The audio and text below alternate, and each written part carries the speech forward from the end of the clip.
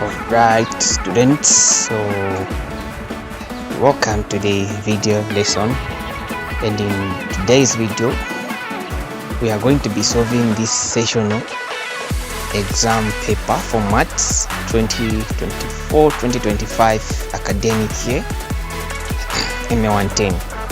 Okay, so this video is designed to solve question 1, question 2, question 3 and question 4. Okay, so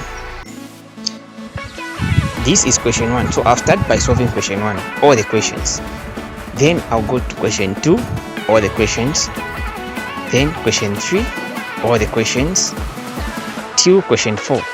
Okay, I've decided to end at question 4 because already the video is going to be very long, I know that for sure, but I didn't want it to be abnormally long. I didn't want it to be abnormally long because some of you might not manage to watch it. Okay, so this video I'm focusing on solving. For you who are very behind, maybe you don't understand trigonometry, calculus, or any term 1 or term 2 work, make sure that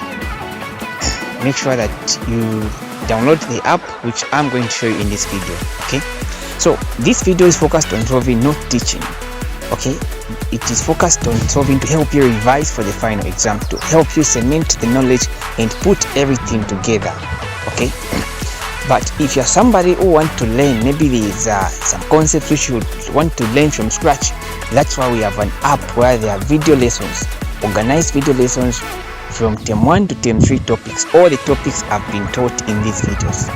Okay, so the app will be shown to you, but this video will be focused on the solving part, not on the teaching. There is a separate platform for teaching.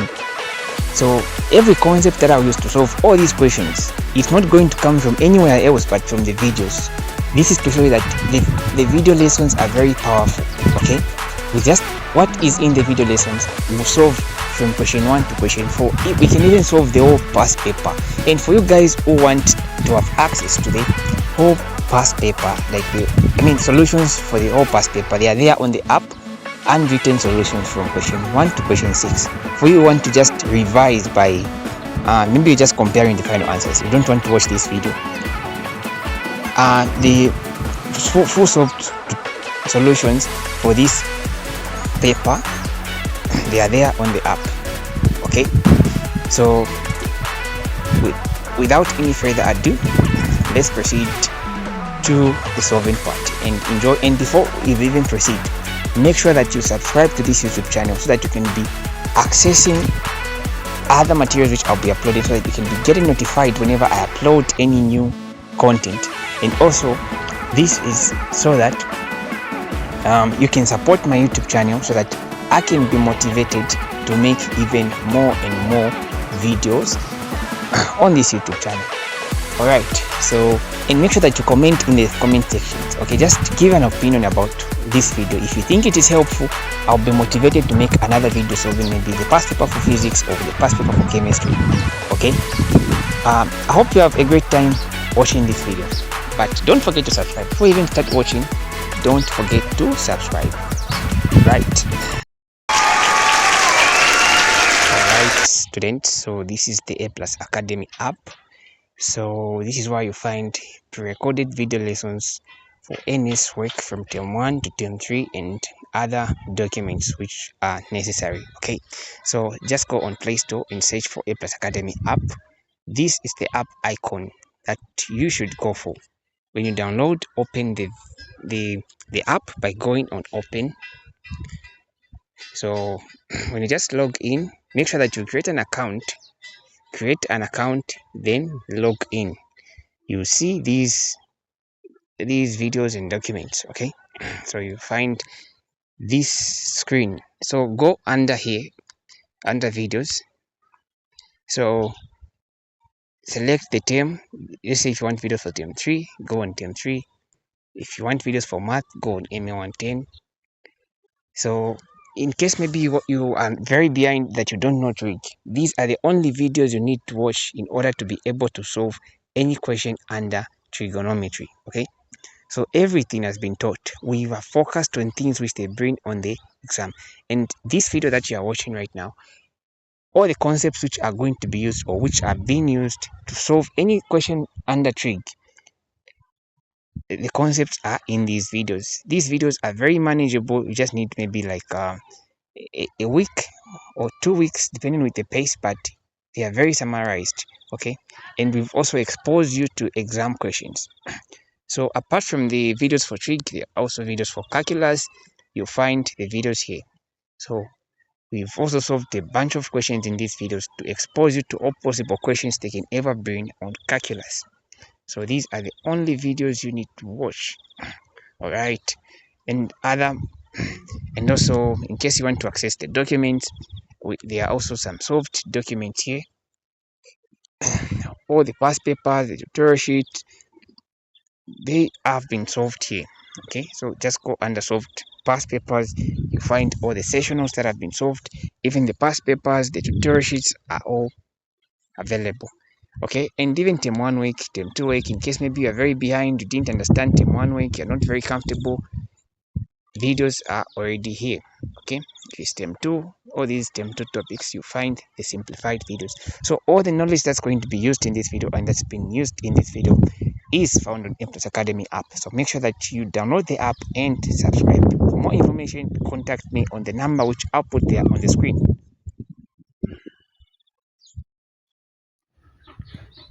All right, so let's start with question 1. So under question 1, we have A up to E. So question A on question 1 is saying that using the associative and distributive of union and intersection of sets, simplify this. So we'll use those De Morgan laws and identities that we learned in term 1. All right. So I'll say A. So they have given us this one. If you want, you can pause the video, you try out, then we compare. So this question here. So if you remember the distributive law, we can simplify this by, I don't know if I should explain like factoring out A and this intersection since it is on the both sides. I don't know if that's how we have to look at it like. So we can factor out this, then we're going to remain with B union B complement. So there's this I don't know if I should say, let me just call it a law, okay?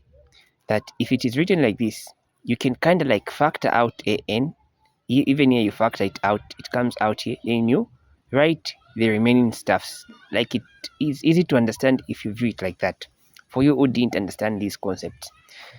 Okay, so if you remember the identities that whenever you are taught to find the union between a set and between a certain set and a complement of that set. Look, this is presenting a set, and B complement, it is presenting elements which aren't in this set B, but they are there in the universal set. So this identity is equal to, you are going to end up with a universal set. Okay, so the union between a set and its complement you end up getting the universal set. So you're going to write A intersection U. Now, what do you get whenever you try to find the intersection between a set and a universal set? You get a set itself, right? These have been taught in the videos on the Morgans. Kindly just watch the videos. I think they are here on the YouTube channel. Okay, even on the A+ Academy app, you find these things have been taught. All right. So you're going to end up getting just A. And in case you're not understanding, there are lessons which are focused on making you understand this whole topic. Okay, so let's move on to B.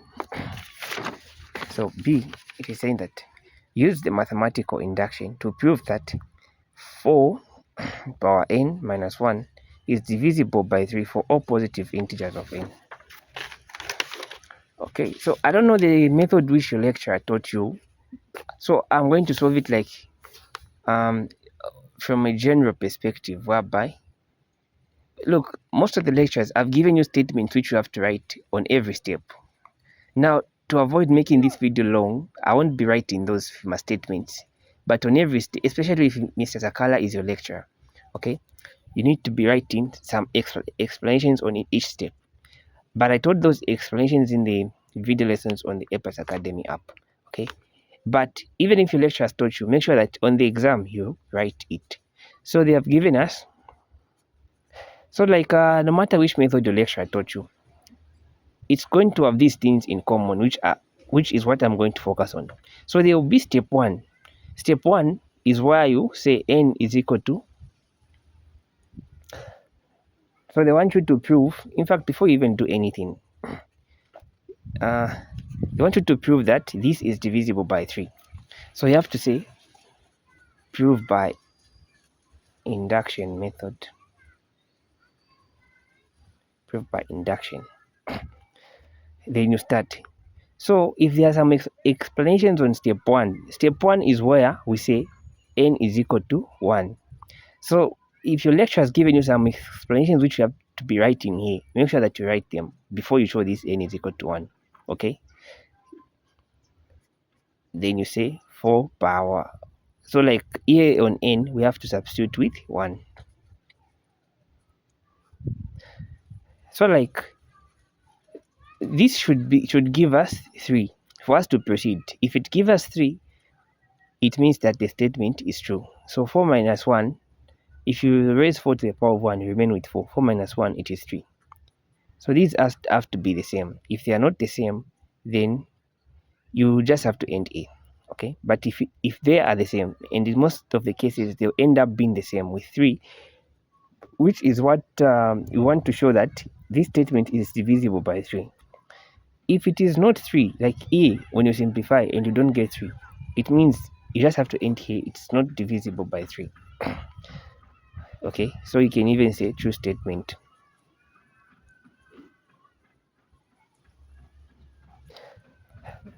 So this is step 1. So we go on step 2 is where you say n is equal to k. Now look, if your lecturer gave you some of my explanations to be writing, you need to write them because they also carry marks.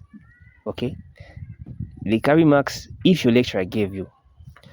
Okay, so n is equal to k on the second step, meaning that here, what is n, you're going to put k.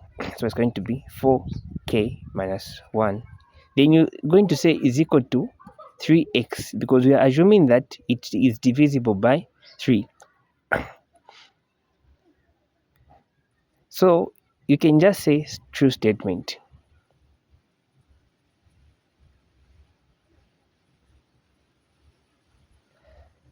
So like even here on step 2, if there are some explanations which your lecturer has given you, write the explanations. Okay. And then step 3 is where we say n is equal to k plus 1. So meaning that on where is n, you're going to say k plus 1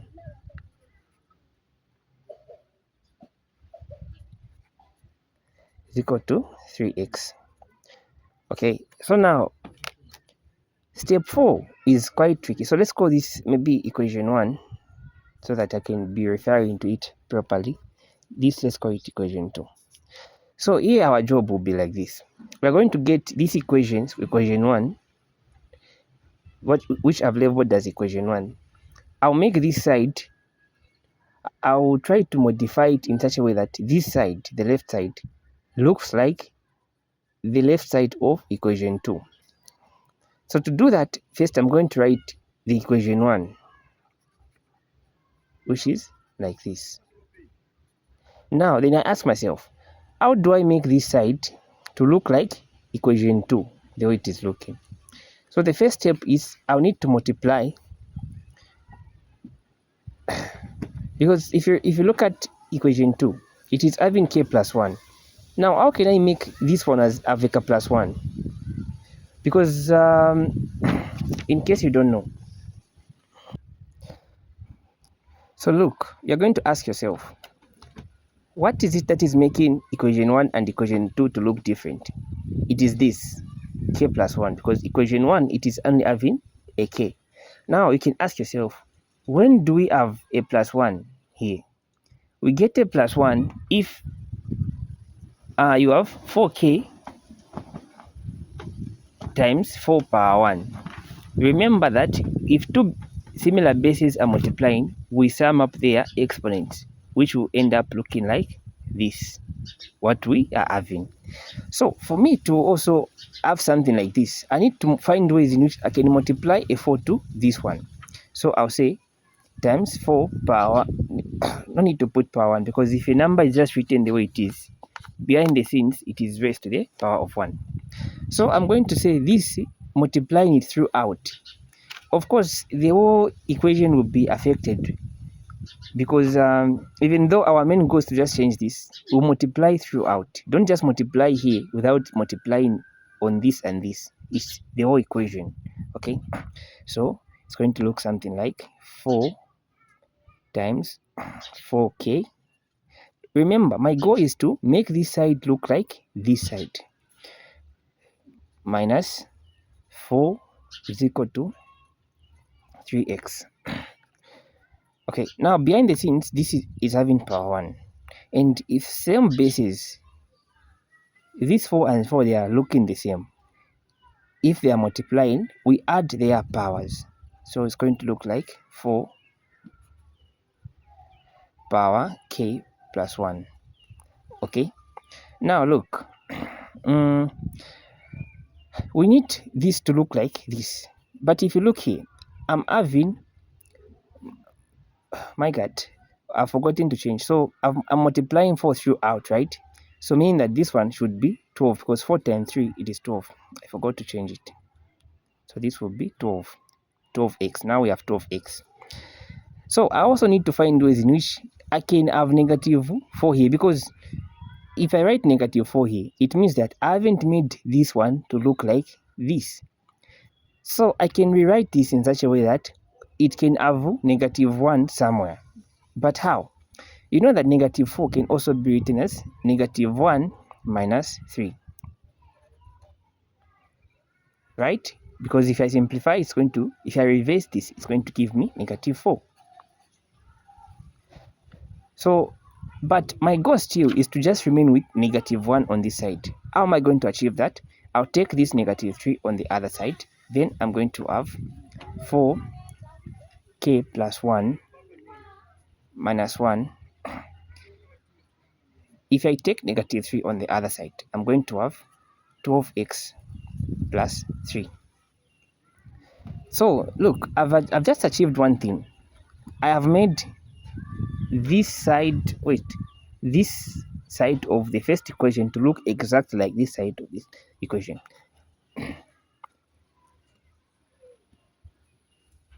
Now, we need to show now that after doing that, you need to find ways to simplify this side so that you can show that this expression is divisible by 3. How? So since we need to show that it is divisible by 3, we are going to find ways. I mean, if this side can be factored out by 3, it means that without having any fractions, if we can factor out 3 on this side without remaining with fractions, it means that we've proved. So let's try out. So here, nothing will change. Minus 1. Can we factor out 3 without having the need of like remaining with the fractions? Let's try out. So if we factor out 3, here we remain with what? 4, right? Plus 1.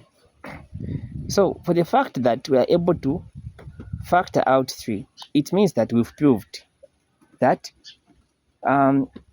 this expression here is divisible by 3. Now, I repeat, for you guys if you look at the lecturer's notes, the notes which the lecturer has given you, if you see that on every step there were some statements which he was writing before writing n is equal to k, before substituting anything, make sure that on the exam you also write the exact way your lecturer was writing. I'm saying this because lecturers have different methods.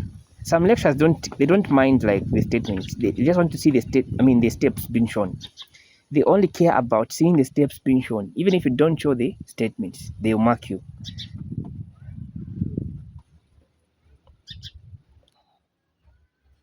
Okay, so let's go to question C. Question C is saying that differentiate the function, this one, using first principle. So this is found under calculus now. So make sure that you've watched the videos on A+ Academy app where we simplified calculus. Most of these questions they ask on the final exam, we've solved them in the videos. Even this question, if you've watched the videos, this must be a walkover. So download the A+ Academy app, you'll find video lessons on the first principle. Let's solve. All right. So listen. Remember the formula for differentiating by first principle, which is this one here.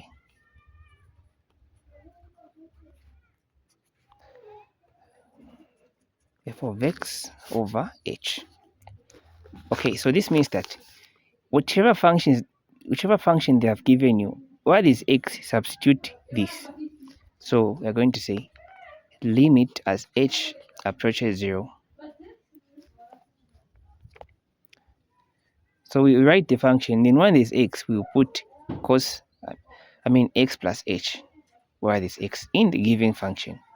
Then we say minus, this is presenting the whole function, right? So we say cos x. And please make sure that you watch all the videos that I taught on differentiating by first principle, because there are like 3 varieties of questions they like asking. I don't know if I should say 4, which you need to be exposed to. This is just one of the types of questions they like asking on first principle. The other 3 types are on the app. Make sure that you watch the videos. Then we say over h.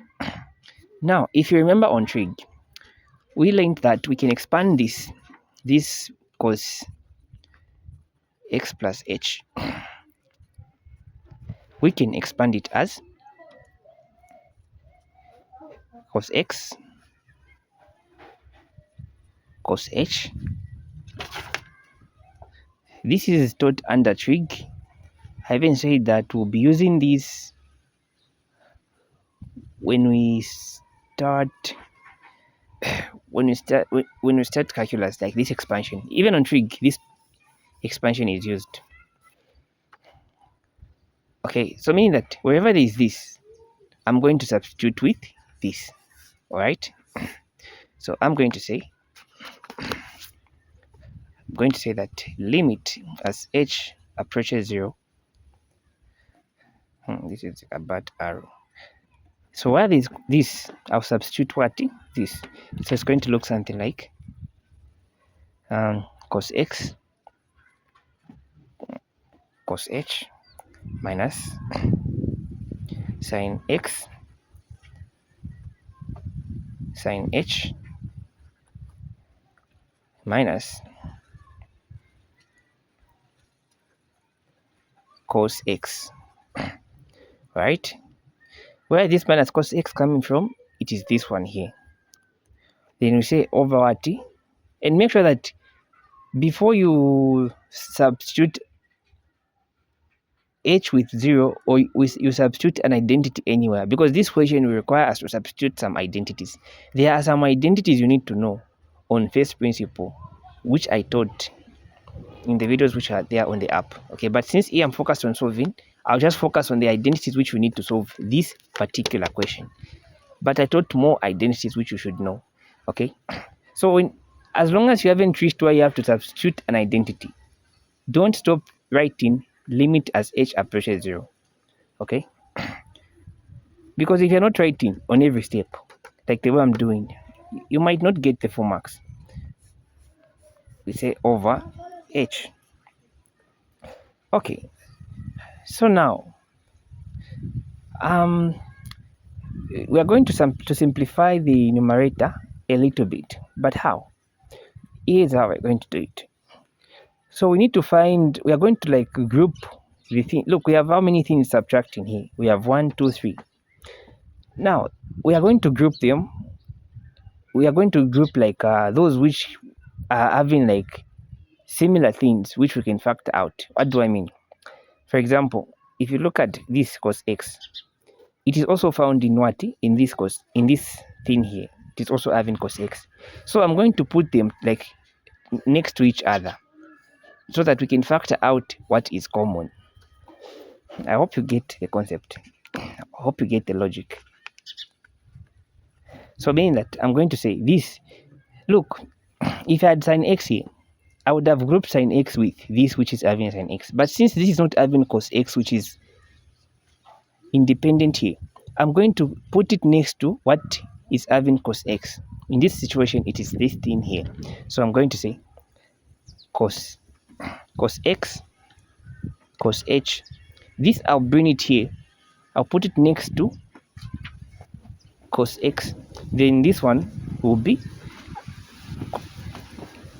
here at the last part, which is sin x, sin h. Don't forget over h. All right. So now listen. Since this and this are having similar things, we can factor out cos x only between, or if you want, we can even do this so that we can show that we are grouping the like terms. So I can factor out cos x here. How is that going to look? So this will look something like this. We'll factor out cos x.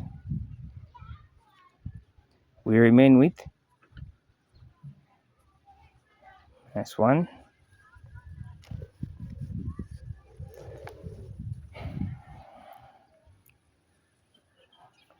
Then we write what is remaining here, which is negative sin x sin h over h.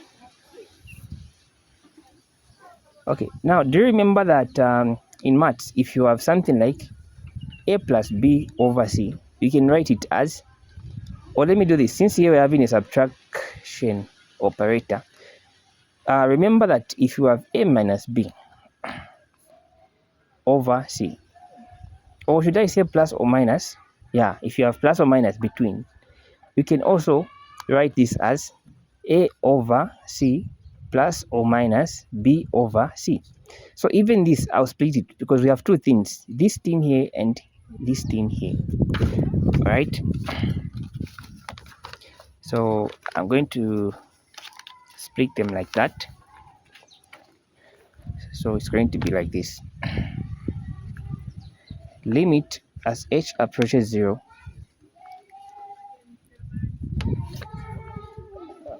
so it's going to look something like this. Cos x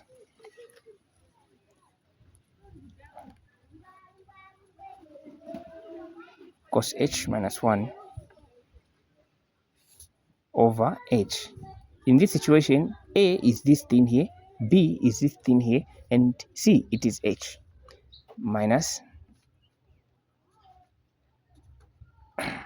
sin x sin h over h.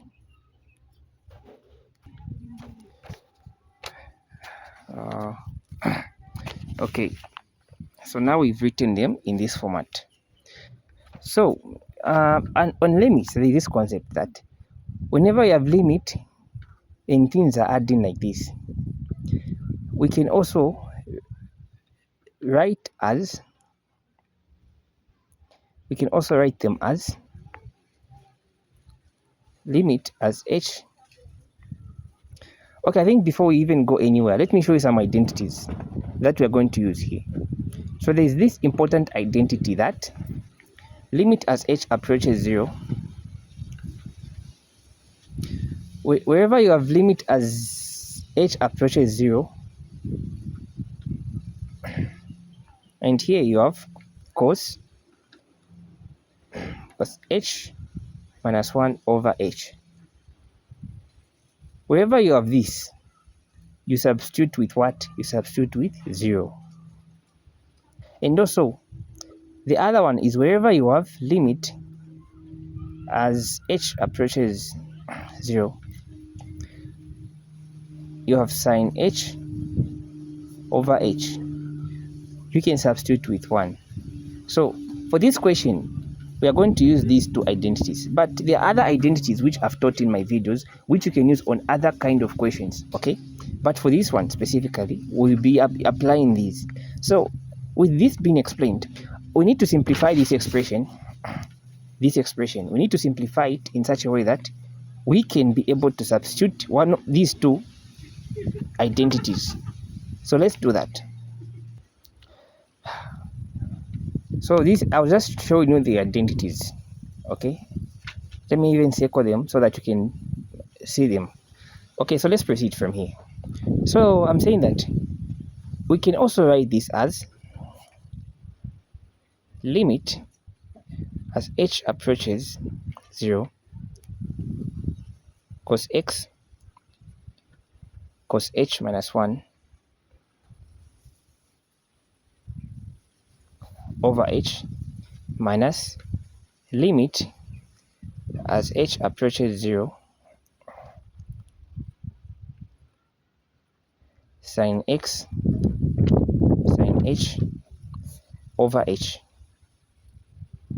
In this question, I have solved these kind of questions, even this exact question in my video lessons.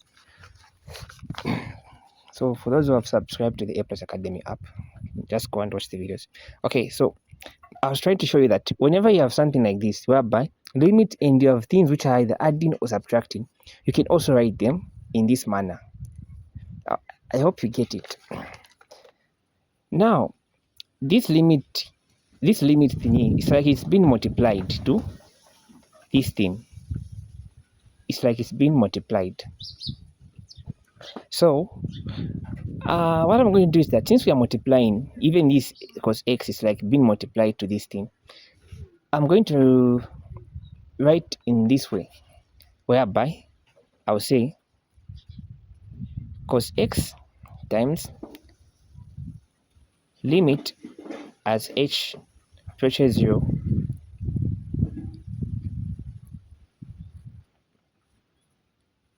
cos h minus 1 over h. Have you seen? So okay, let me finish it in this side. Then here I'll say minus this, since this limit as h approaches 0, it's like it's multiplying itself to this. So I can swap them in such a way that I can start with sine x times limit as h approaches 0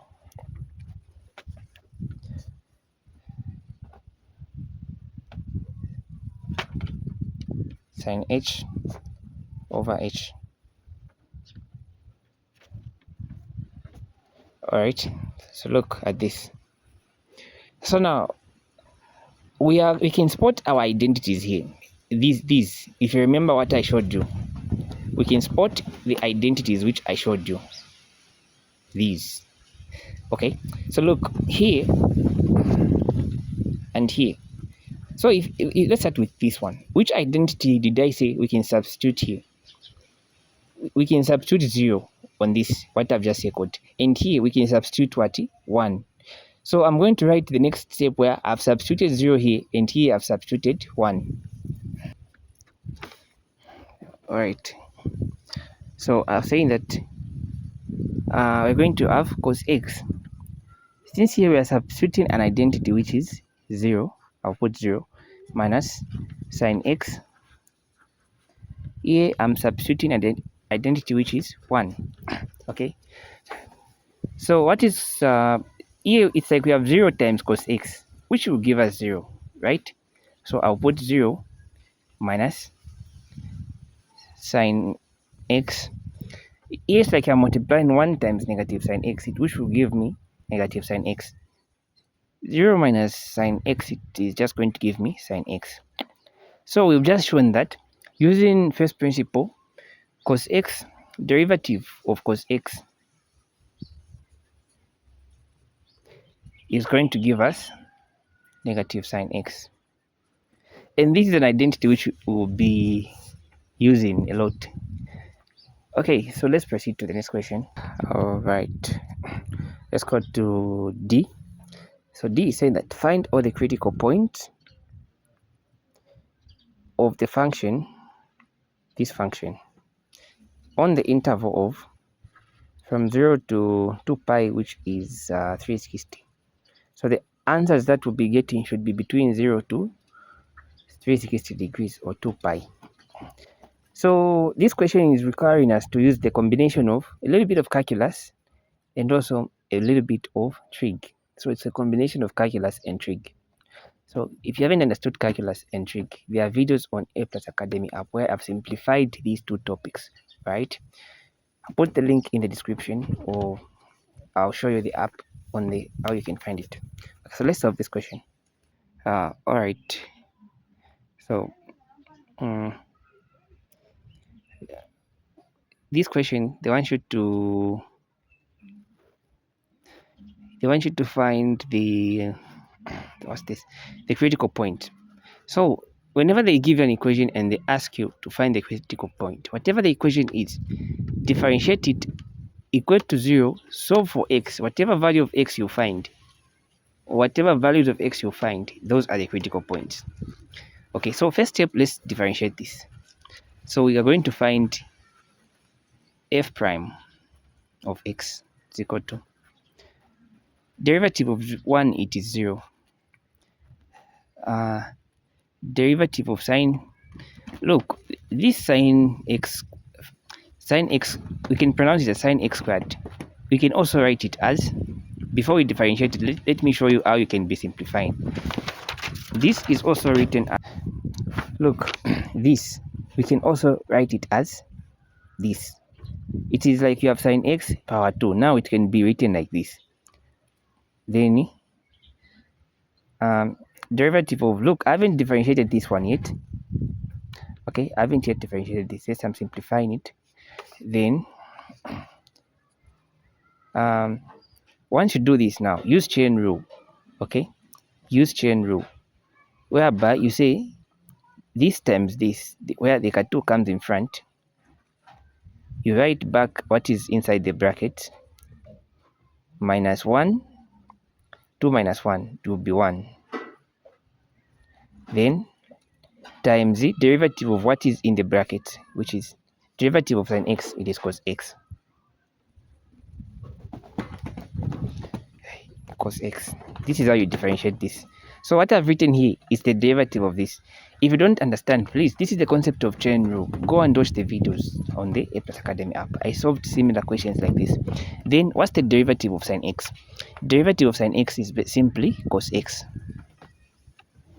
Okay, so this is the final value of f prime of x. So now, after you do this, you now need to equate whatever you've gotten to 0, then, so that you can find the critical point. Okay, so we are going to say 2 sine x times cos x plus cos x is equal to 0. So we need to simplify this. Now this is trigonometric equations. Those who have downloaded the A+ Academy app, go on the videos titled trigonometric equations. You'll find where I was solving these kind of questions. Okay, so how do we solve these kind of questions? So if you look at a situation like this, whereby you have cos x appearing on this and this, whereby things that are adding, or two things which are adding, having one thing in common, which is cos x, you can factor it out. So it's going to look something like cos x 2 sine x plus 1 is equal to 0. Okay, then now we have two things, right, which are multiplying. So we can get this we equate to 0 and get this we equate to 0. So first we are going to have cos x equal to 0. Then we are going to have cos No, we are going to have 2 sine x plus 1 equal to 0. Okay, we can simplify this a little bit, or we can say 2 sine x. This one we can take it on the other side, and we're going to have negative 1 over 2 over 2. Then we're going to have sine x is equal to negative 1 over 2. All right. Okay.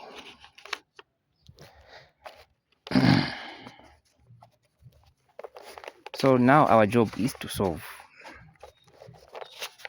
Is to find the values. So let's start with cos x.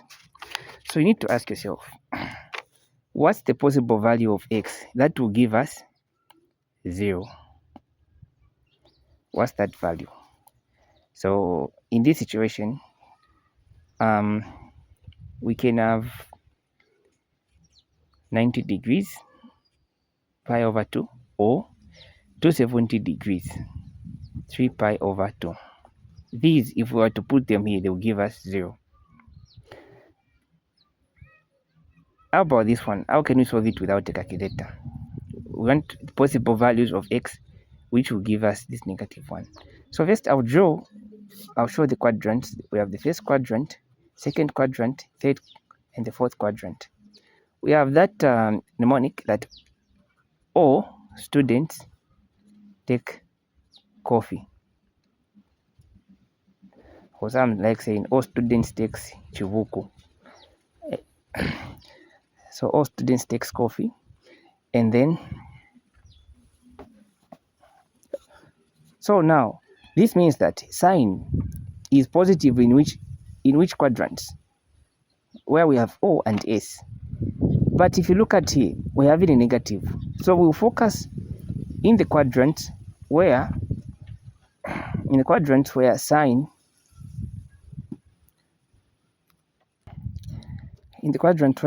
is negative, because we have it in negative here, which is these two quadrants. So this is where our answers are going to come from. But before that, we need to find the helping angle, the angle which is going to be here, and the angle that's going to be here. How do you find that helping angle? You're going to ask yourself, when does sine x give, ignore the negative, when does sine x give me 1 over 2? Is when x is equal to 30 degrees, or pi over 6. When we have pi over 6, or 30 degrees, pi over 6. Okay. So now, we need to, for us to conclude our two answers, we are going to find the value if we move from the positive of x to here, and also the distance in angular form that we are going to cover when we move from the positive of x to here. So let's start with the first one. From the positive of x to 30 degrees from this, what will be the total, I don't know if I should say the total angle. Look, we've just moved from here to here. We've covered what? 180. Then we've moved an additional of 30 degrees. So we've covered the total angle of how much? So it will be 180 degrees plus 30 degrees. Now you need to write them in what? In radians, because the question is not given in degrees. Me, I'll be saying it in degrees. Even you, when you're thinking, think in degrees. But when writing the answers, write in radian form. Okay? So you're going to add. So what is 180? 180 plus 30 degrees. 180 is written as. So for now, look, we've found two values of x. Now we are finding two more values of x here. That's what we are doing. So these answers, don't abandon them. We'll come back to them. Okay, so where was I? Yeah, so I was saying that 180 degrees plus 30 degrees. So I'm going to say, you know that pi is equal to 180, right? Plus 30 degrees, which is pi over 6. So when you sum up, it is going to be 6 pi plus pi. So 6 pi plus pi is going to be 7 pi over 6. So this is one, we found the third value of x, 7 pi over 6 pi. We need to find the last one, which is this distance here. When we move from here to where? To here. This distance that will cover. So, you know, there are two ways of finding this distance. The first way, you're going to just use your brain. Like, since they all like, to move the whole circle, we cover what? We cover 360 degrees, right? But we're not covering the whole circle. We are ending here. Where the distance that is being removed from 360 degrees is 30 degrees. So we can say 360 degrees minus 30 degrees. So the first way in which you can think is by doing this. I'll show you two ways of finding the same answer. So the first way is what I'm showing you here. So for now, take note of these answers and also this answer. We are finding the final answer, which is that. So the first way is by saying 360 minus 30 degrees. So 1 into 6 times, this is grade 1 things, right? This will give us pi. So 12 pi minus pi, it is 11 pi. 11 pi over 6. This is the answer.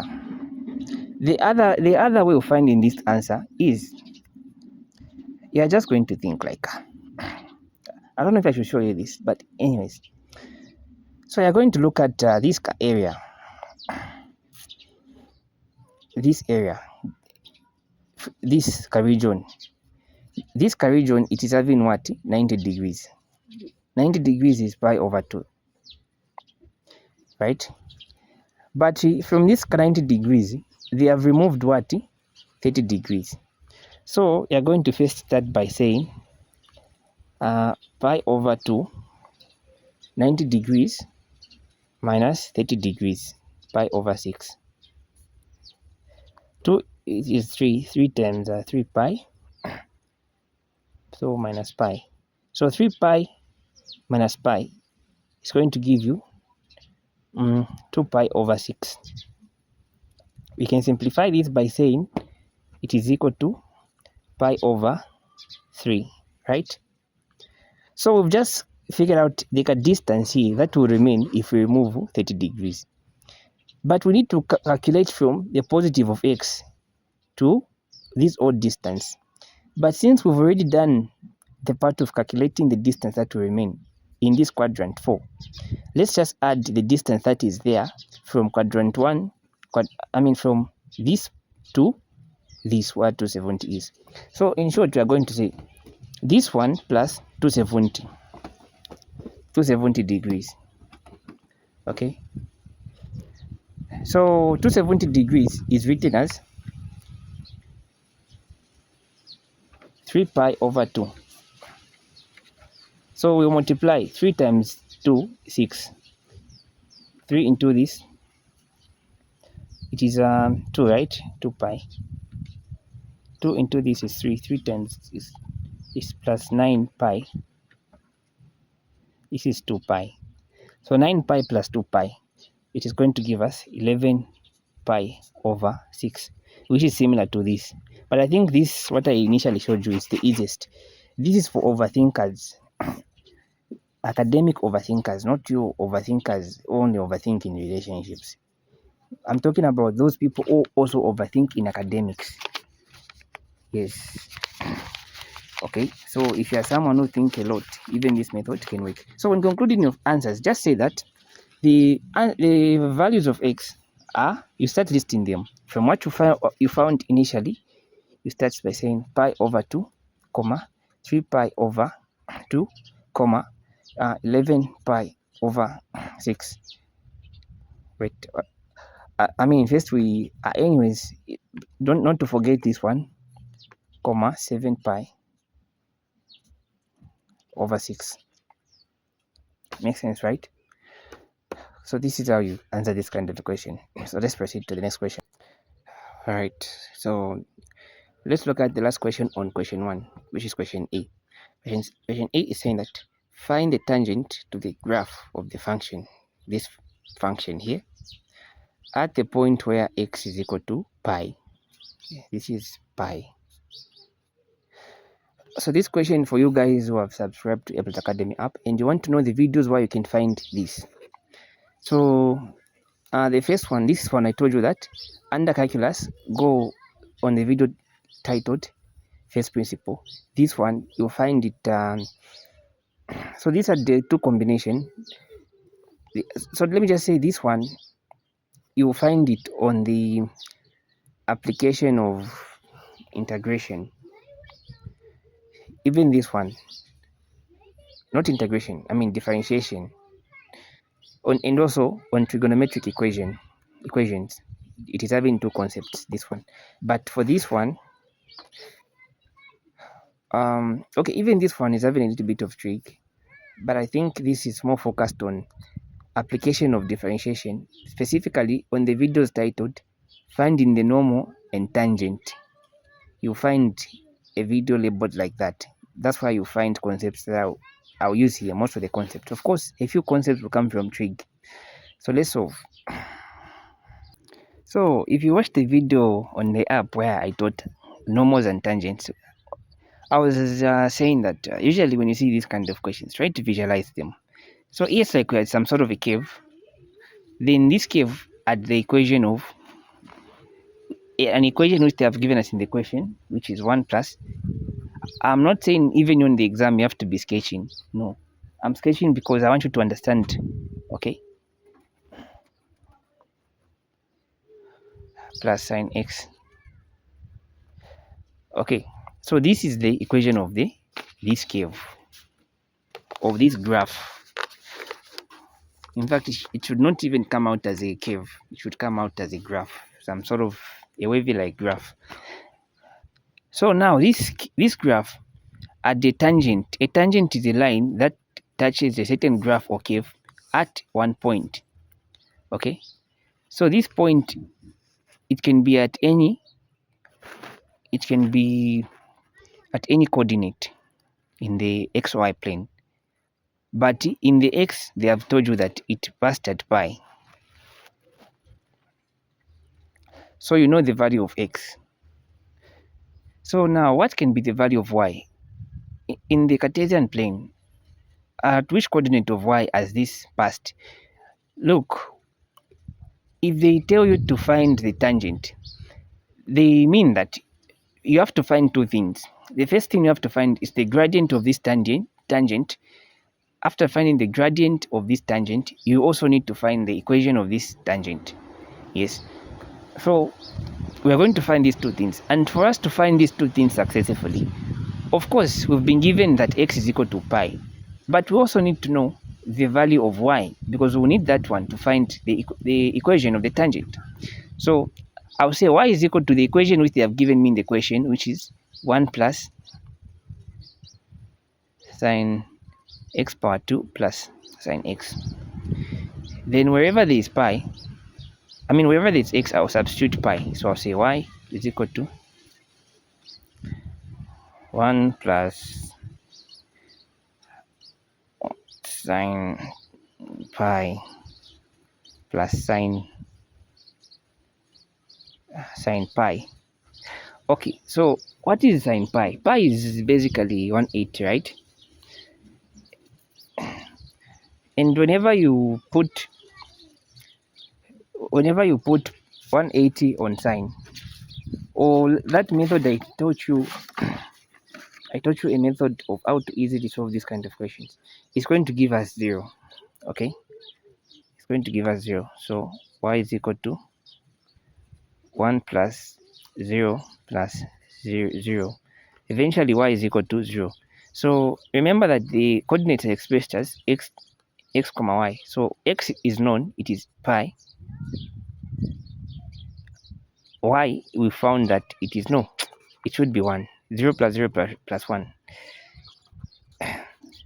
So let me write that again. Pi comma 1. Okay, this is the final answer. This is these are the coordinates we are going to use now. I told you step 1, we need to find the gradient. How do you find the gradient? First, find the derivative of this equation given in the question, or this equation given in the question. Then after you find the derivative, you are going to substitute x with pi. Whatever you get will be the derivative. Okay, so let's proceed.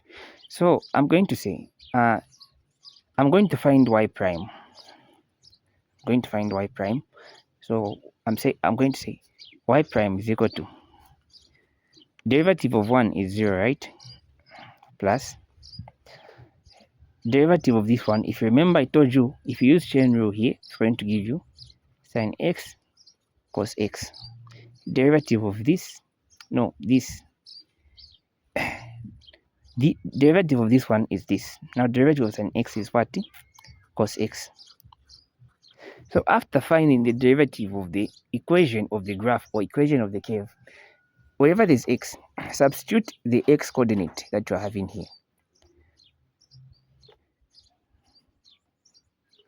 So if you substitute, so let me first try it too, because 0 we just ignore it.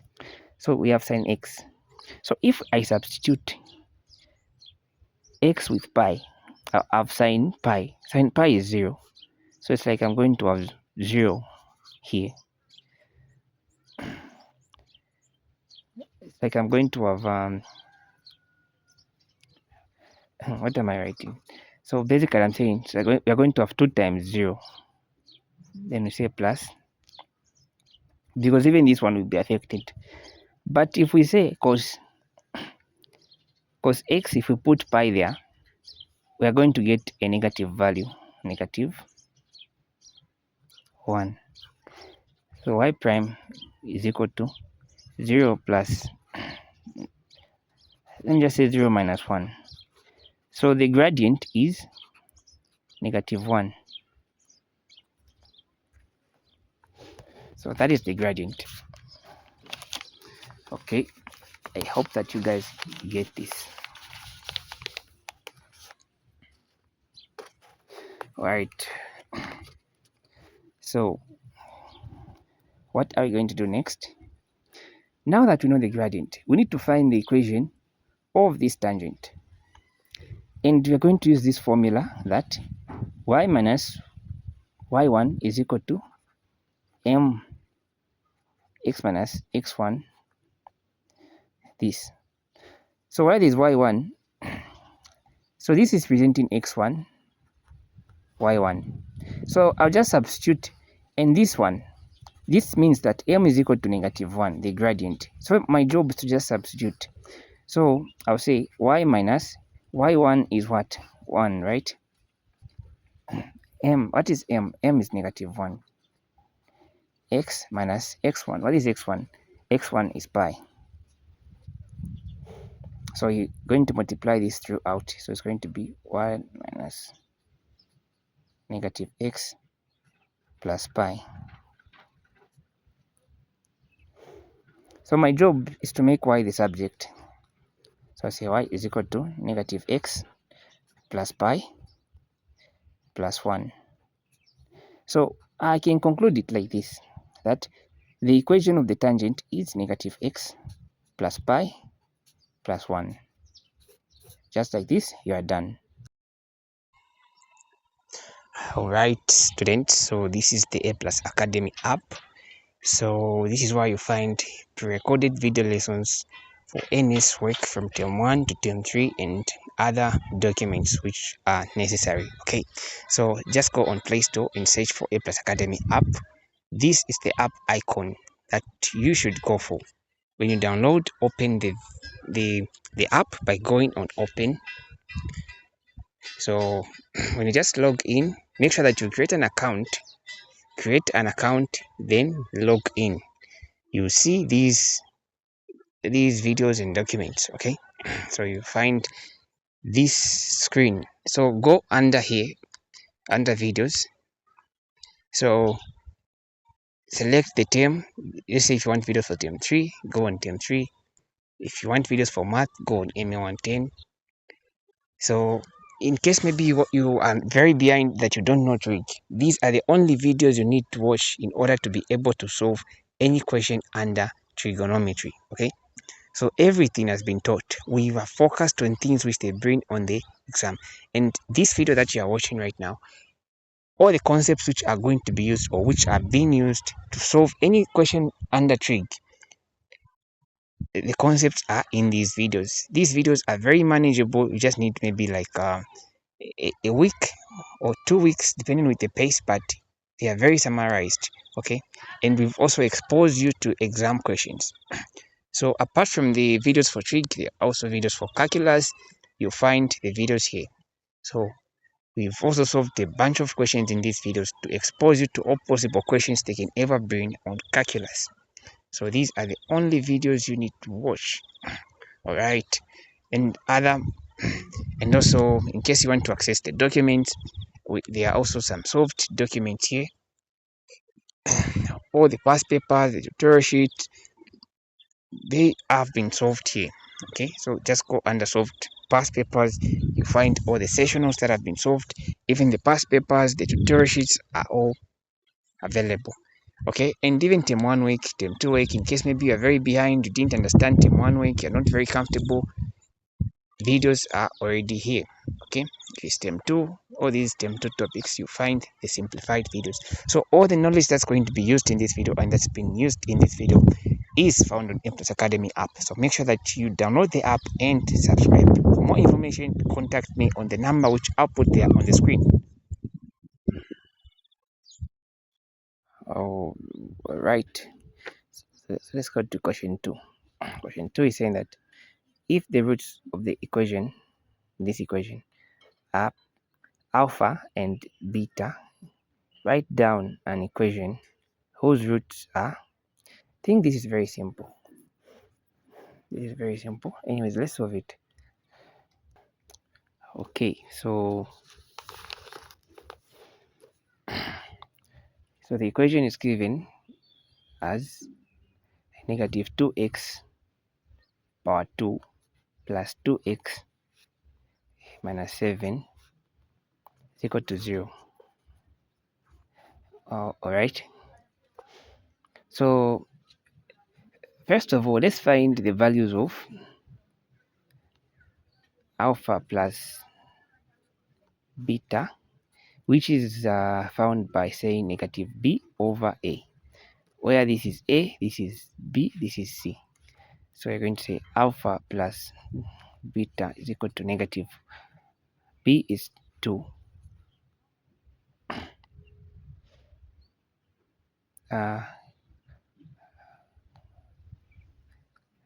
Yeah, and then a is negative 2. So alpha plus beta is equal to, these will cancel, right? And we'll eventually have 2 into 2, it is 1, positive 1. Let's also find alpha times beta. I always recommend that my students, those who watch my videos, that before you even go anywhere, just find the identities of these, so that when you start solving and simplifying, you're just substituting. Okay, so this is equal to c over a. So alpha times beta is equal to, what's the value of c? Negative 7, right? What is the value of a? The value of a is negative 2.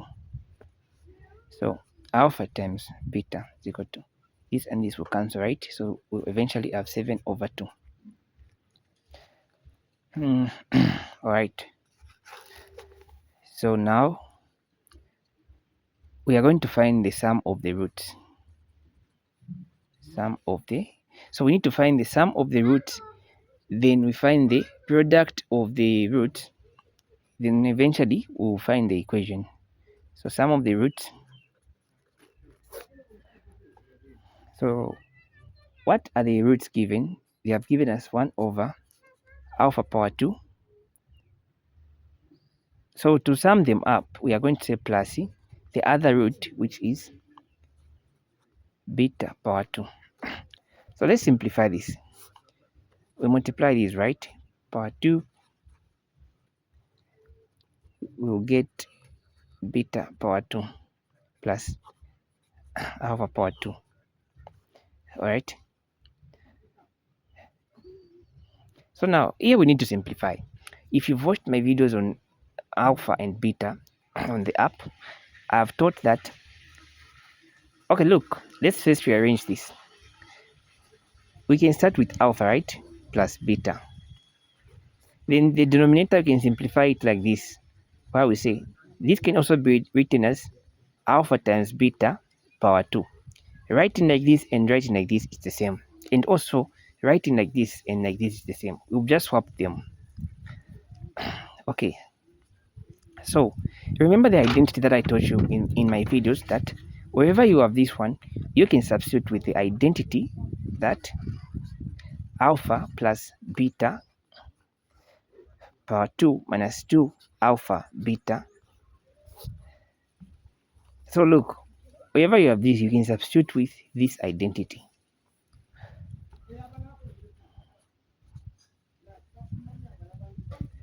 Alpha beta power 2.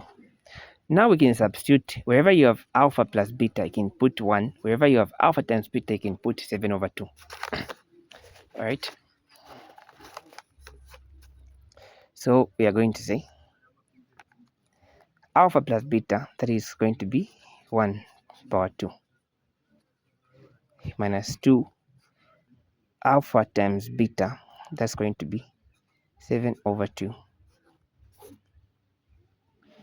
Alpha times beta power 2 is going to be 7 over 2 power 2.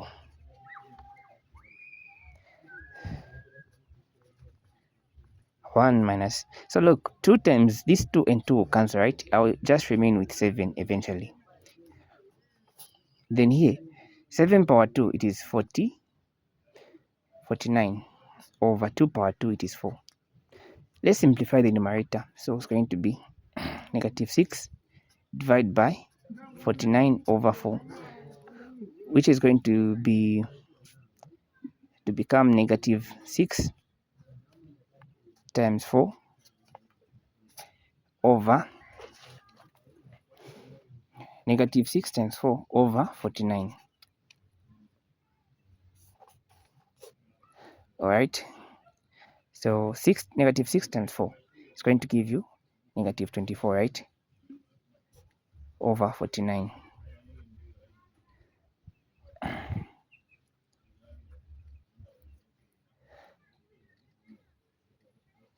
So this is the value of the sum of the roots. Now, there are more identities that you should know, and I've taught more identities in the videos which are found on the app. So make sure that you download the app and start revising for the final exam. All right, so let's now find the product of the roots. So take note of the sum of the roots which you've just found, which is negative 24 over 49. Make sure that you take note of it. So the product of the roots, the two roots which have been given, which is 1 over alpha power 2 plus 1 over, this time we are multiplying them. So these are the two roots given, but this time we are multiplying them instead of adding them. Product is what you get when you multiply. So multiplying these, you get 1 over, I think this is the easiest, alpha power 2 the power 2. Now you know that this one, the denominator there, we can also write it as alpha beta power 2, right? So, and remember, when we just started solving, we found that alpha times beta is 7 over 2, right? So meaning that I can say that 7 over 2 power 2 7 over 2 power 2 when you substitute here, and this can also be written as 1 divided by 49 over 4, which we can write as 1 times 4 over 49. So it's going to be 4 over 49 as our final answer. So for now, I want you to take note of this. So far, we know that the product, the sum of the roots is negative 24 over 49, and the product of the roots, negative 24 over 49, and the product of the roots is 4 over 49. This is a negative. Okay. Now there is the question is saying that write down an equation. We need to write an equation. So we use this formula. I don't know if that's what I can call it, which is like 4 power 2 minus the sum of the roots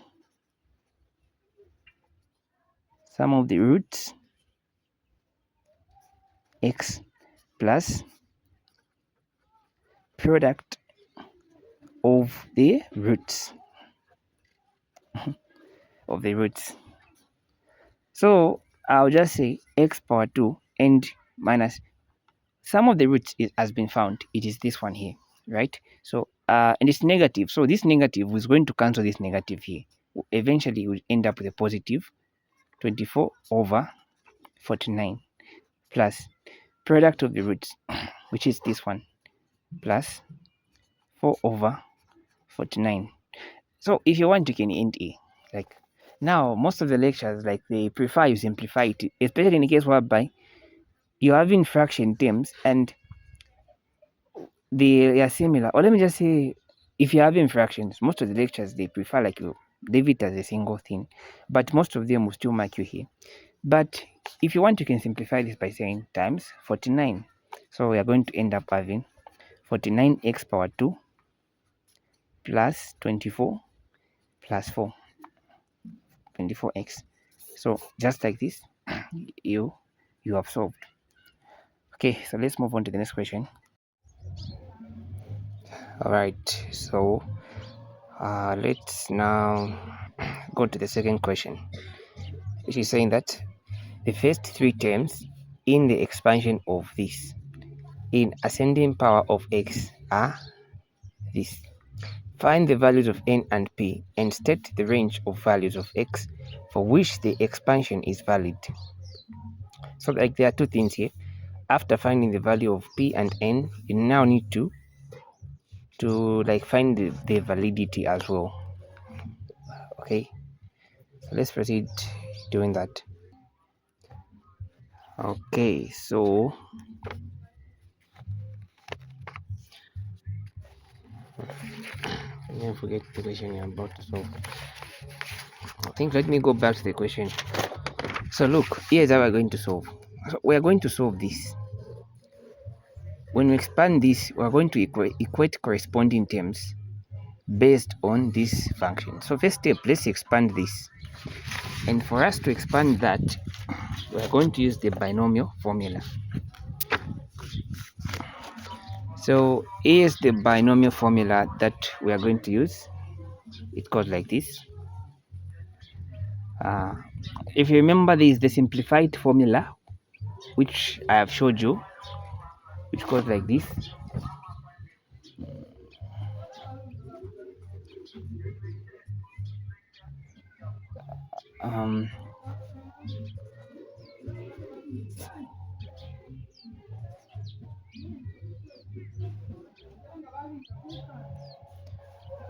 So what are we expanding? So we are expanding this. We are expanding 1 plus.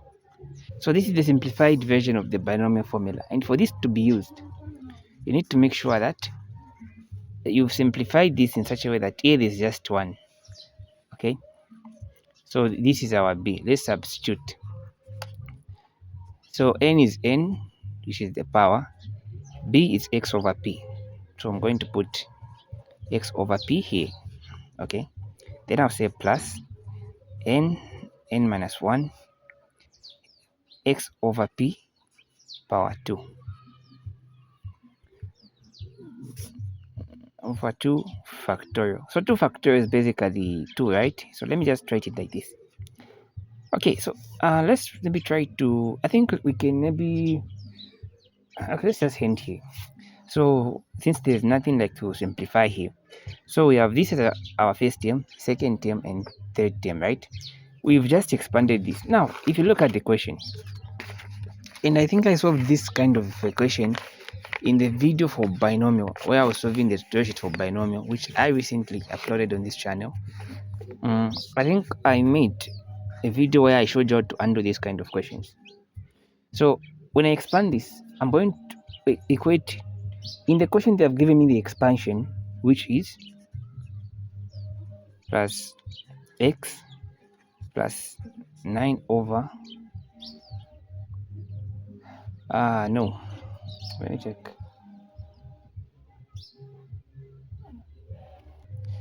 Yeah, plus 9 over 20 x power 2. So they have said that provided that when we expand this, we get this expansion. This is what they have given us in the question. So I'll get this expansion. I'll equate corresponding terms. Now, how do you know which terms are corresponding? You're going to check. If you look here, this is having x. Which one is having x here? It's this one. So you can say this term is corresponding with this term. And here, if you look, this is having x power 2, right? Then you're going to ask yourself, in this expansion, which term is having x power 2? So this is going to correspond with this. So I'm going to equate them one by one. Let me start with the ones having x. So I'll say n x over p. I'll equate with what? With this one. So let me simplify in such a way that these x's can cancel properly. So I can also write this as n over p x, right, is equal to x. So this and this can cancel. So I'll remain with n over p is equal to just 1 here. So if I cross multiply, I'll say n is equal to p, right? Okay. So let's now equate these other corresponding terms. So we have n minus 1 x over p over 2. So this I'll equate it to this, right? Which is 9 over 20 x power 2. So let me try to simplify this so that I can separate this x power 2 alone. So this is raised to the power of 2, meaning that it can be written like this. Can also write it as okay, let me do this. X power 2 over p power 2 over 2 is equal to 9 x power 2 over 20. So this x power 2 will cancel with the x power 2, which is on the other side, and here I'll remain with n minus 1. This is closing bracket times 1 over p power 2 over 2, right? Here there will be 9 over 20. Okay, so now look, our job here,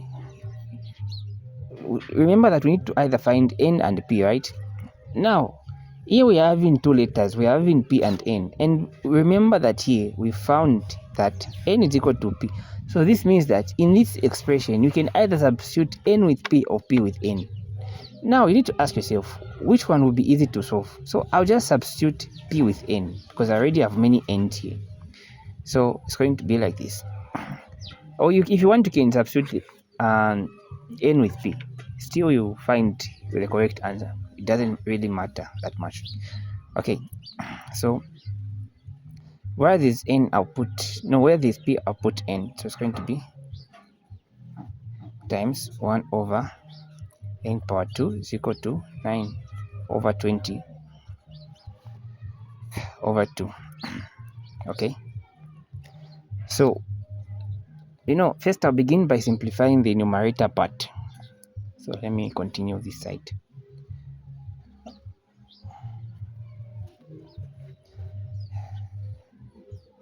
So let me continue this side.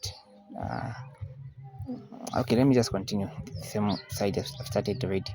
So if you look, I have this thing being multiplied to this thing, right?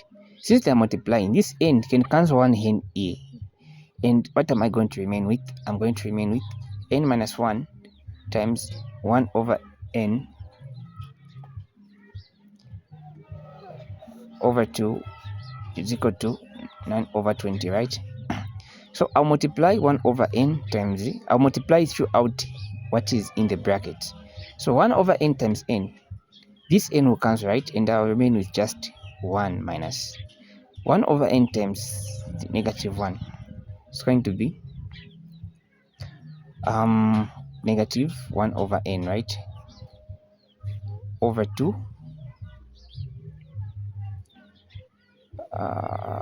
over 2 is equal to 9 over 20. So let's now cross multiply them. So I'll multiply 2 times 9, that will be 18. 20 times this throughout. So 20 times 1 is going to be 20 minus 20 over n is equal to 18. So you know what I can do here? I'll multiply throughout by n. Yeah, so let me multiply throughout by n times n so that I can get rid of this n here. So 20 times n to be 20n minus 20, 20n minus 20 is equal to 18n, right? So I can take let's collect the like terms. So I'll put everything having n on the other side, then those not having n, I'll take them on the other side. So I'm going to have 20n minus minus 18n is equal to 20. 20 minus 18n, this is going to give me 2n, right, is equal to 20. So over 2 over 2, you find that n is equal to 2 into 20, that is 10. Now recall that we said n is equal to p, so meaning that p is equal to n as well, right? So it's like we've killed two birds with one stone. By just finding n, we've also found p. So this also means that p as well is equal to what? Is equal to n. So it's equal to, it's equal to 10. So now we have found the value of p and n. Let's now find the validity. So remember that we were given the expansion of 1 plus x over p n. So why this p? Why this p? I'll put the value of p, which is 10. So it's going to be 1 plus x over 10. And to find the validity, get whatever is here, cell, it should be between 1 and negative 1. We need to simplify in such a way that we just remain with x here. So I'll multiply throughout by 10. So 10 times negative 1 is going to be negative 10. It will cancel the 10 here, right? 10 times this, it will cancel this 10, and I'll just remain with x less than 10 times 1. That's going to be what? It's going to be 10. So just like this, we have found the validity. So the possible values that can be here are in between this range. Those are the possible values we can have for x. Let's proceed to the question C. Question C, which is sketching the graph of the polar equation below. So like if you don't understand how to sketch the graph of the polar, if you don't understand how to sketch the graphs of the polar, then you need to, on the A+ Academy app, make sure that you watch my videos. There's a video where I've taught this, how to graph all the trigonometric equations, all the polar graphs, how to graph them step by step. I have taught these things, okay? So let's proceed. All right, so this same question, it can also be written as, whereby we square both sides, it can be written as, okay, so in some videos you can see maybe they use this or I use this, then you find maybe in the exam they have written it like this. You use the same concepts which I'll teach you, okay?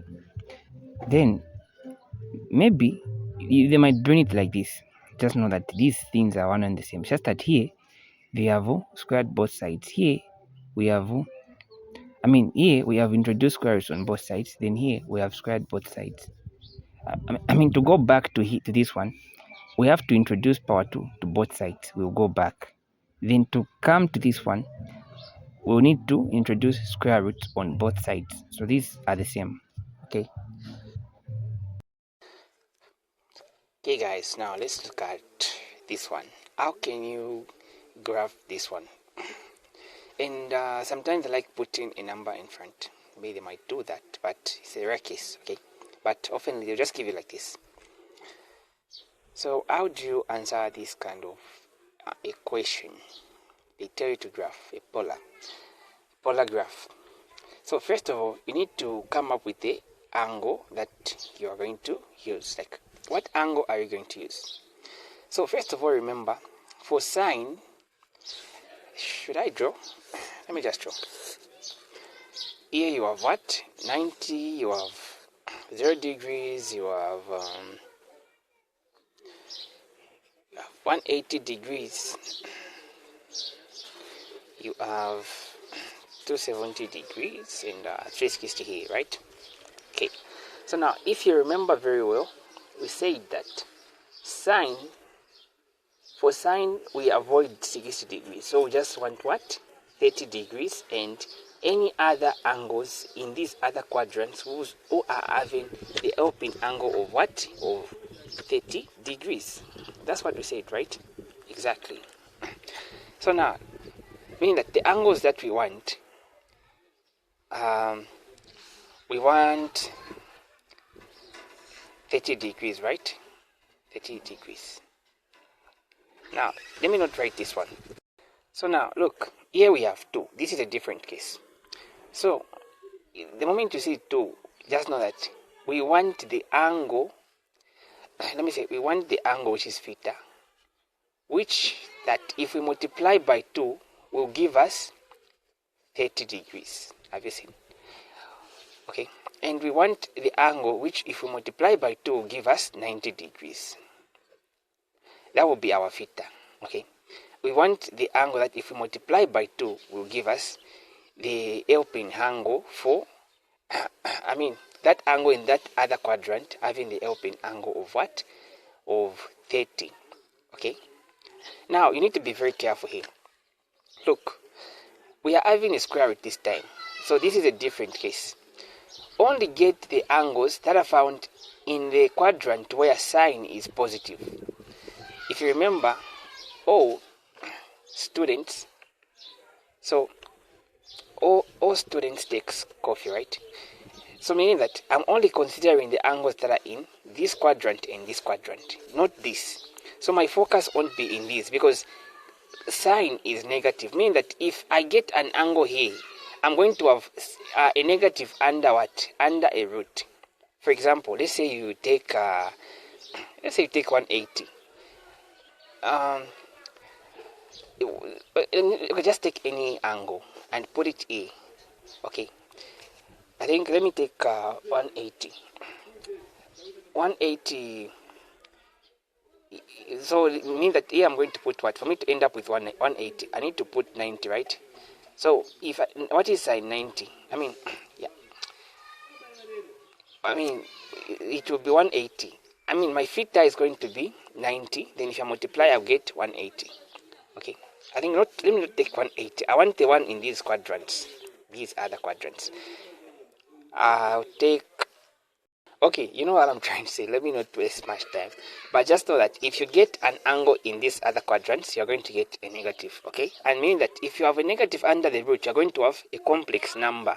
So the reason why we are ignoring the quadrants where sine, or whatever we have here, is negative is we are avoiding to be getting complex numbers. How can you evaluate this? It will be tough, right? So we avoid, okay? So I'm only focusing on the first and second quadrant. So now let's proceed. Now, I need the angle such that, first of all, my angles of interest will be 30 degrees, 90 degrees, and so let's say, remember we're also considering those who are having helping angles of 30, right? So that is 150, right? So 150 degrees and what? And 180. Not to forget 0 degrees as well. So these are our angles of interest, which are in the first and second quadrant. Now these angles of interest are not the angles we are plugging in. No, they are not our theta. Our theta should be that number which, if I multiply, will give me 0. I mean, if I multiply by 2, will give me 0. If I multiply by 2, will give me 30. If I multiply by 2, will give me 90. If I multiply by 2, will give me 150. If I multiply by 2, will give me 180. That's the theta. That's the theta that you are going to be using. Okay. These are what I want to be ending up with if I multiply by 2. These. Okay. Yeah. So now our theta is meaning that now these are the. Now let me show you the angles that we are going to be using. So the first theta that I'm going to have. So we want the one here we have 30, here we have 150. Okay. So the first one will be 0, because if I multiply, I want the one if I multiply by 2 will give me this. These are my angles of interest here, 0. So 2 times it will give me 0, right? So that is a pass now. So now let's go. I want that angle such that if I multiply by 2 it will give me 30. It's 15, right? 15 degrees. And then I want that angle, if I multiply by 2, will give me 90. It's 45, right? I want that angle, if I multiply by 2, will give me 150. It will be 75, right? I want that angle, if I multiply by 2, will give me 180. That is going to be 90, right? So these will be the angles that I'll be using as my theta, even when I start graphing. Look, there's a big difference here. When I start graphing, these are the ones that I'll show on my graph. I'll be showing these like here. Not these, no. I will be showing these, because these will be our theta. We show our theta. Here I was just giving you like a picture, okay, of what I want to be ending up with. These are just are the ones I want to be ending up with when I multiply by 2. But the ones I'll be plugging in where theta is are these. So that if I multiply them by 2, they will give me this. Okay, even when you start graphing, don't show 90, no, show these. Makes sense, right? Now that you know that we are using this, another concept that you need to know is that this time it will be different. Have you seen, actually this question, they can also phrase it like this. They can also put it like this. R squared is equal to, no, not this. I have put this again. So look, they can also write it like this. Let me write it in. R squared is equal to sine 2 theta. Have you seen? They can also, the same question, they can also phrase it like this. They are still talking about one and the same thing. Okay. Now look, the way that we come up with this is because we square both sides and we end up having. Make sense? Now remember, there is a rule that if you square both sides, you get positive or minus here. Do you remember that? So mean that this time our table that you are going to draw, it is going to have R that will be positive in its column, and another column it will be having R that's negative. Okay, so I mean that the positive value that you get here, just multiply with -1, and that's what you put here. This is another modification. Now let me put everything that I've just explained so far.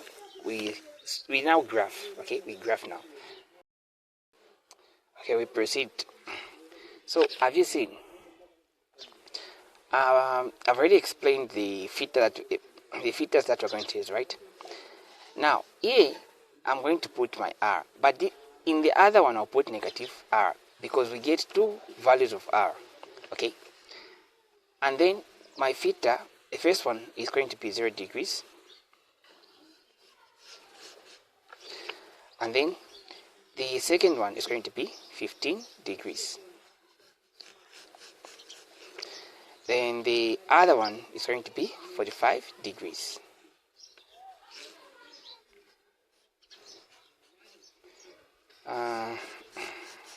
Much like this. So 45, 75.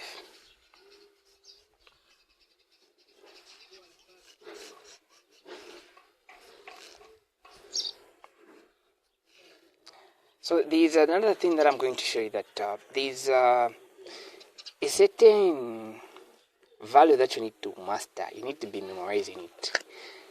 So you have 75. Then the last one is 90, right? Yeah. So now let's start evaluating. So if I say r, then let me just start from the square root. So if we say square root sine, what am I going to get if I put 0 here? It will be 0, right? Now, if you remember, what is sine 0? It is 0, right? So I'll get 0 here. Even here, put 0. Have you seen? Now, let's go. 15. So 15, if I put 15 here, I'll get what? 30, right? So it's more like I have sine 30, right? I mean 60. If I put, oh yeah, it will be 30. My bad. So if I put 15 here, it will be 30. What is sine 30? Sine 30. So look, there is something that you need to know. Something very important. So sine 30 is going to give me 1/2. So this is same as having, let me evaluate it from here. So look, 1/2, right? It's more like you have square root of 1/2 over square root of 1/2. This can also be written as 1 over square root of 2, right? You can rationalize this one. You're going to get, so when you rationalize this one, you're going to have square root of 2 over 2. Okay, so you need to master this, like call it an identity. Wherever you have this, I repeat, wherever you have this, put 0.71. This is the only decimal point you need to master. This is the only identity here. You need this one, you need it. Okay, so just master that. Whenever you have this, wherever you have this, put 0.71. Okay, so I'm going to put here, it will be positive 0.71, here it will be negative 0.71. So we put it a positive, but here I just add the negative because we're dealing with the negative here. So if I put 45 here, what am I going to have? If I put 45, it's more like I'm going to have sine 90, right? I'll get sine 90. What is sine 90? Sine 90, it's going to give me, it's going to give me 1. So here put 1, here put what? Negative 1. Okay, we proceed.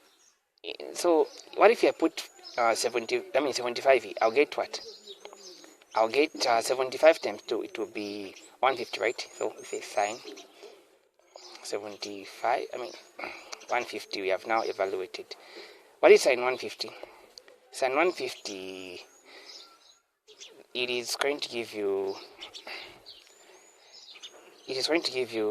the same thing that we got here. You're going to get this, okay? And when you simplify, you're going to get this, like the way I did here. But you just know that wherever you see this, just put 0.71 negative 0.71, okay? And here 90, if I put 90 there, I'll get what? 180, right? and that will give me 0. So it's more like you are going to have sine 180. So just put 0, 0. Then finally we can graph.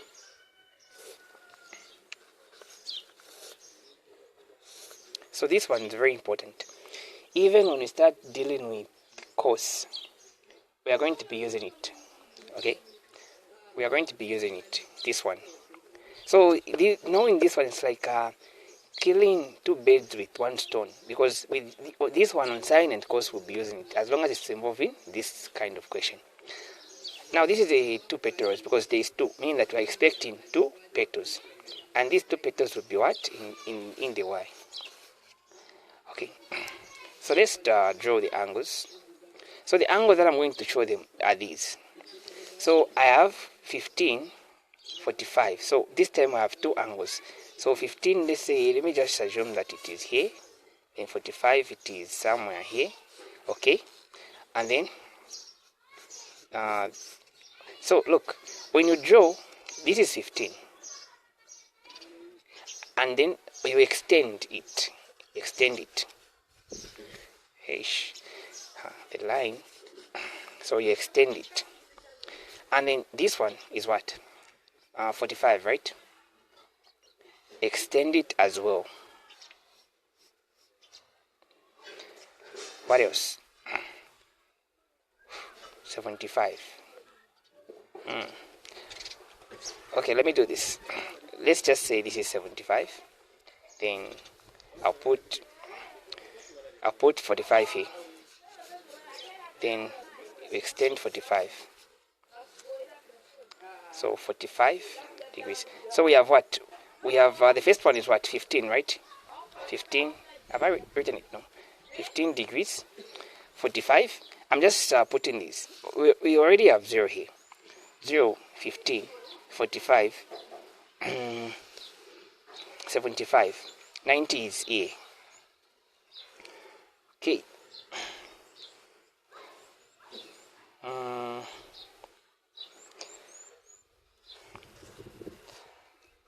So now let's put the units now. We only have 1 and 0.7, right? So let's assume that 1 is A. I think, let me just assume a distance. 1 is A, is here, is here.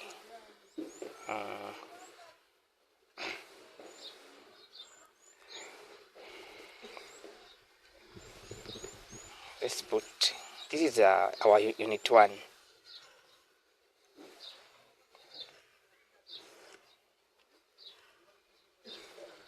So if 1 is here, 0.71 can't be far, right? It will be also close. So this is 0.71.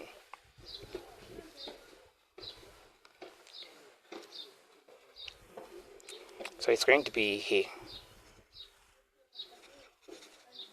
Okay. Now let's connect the dots.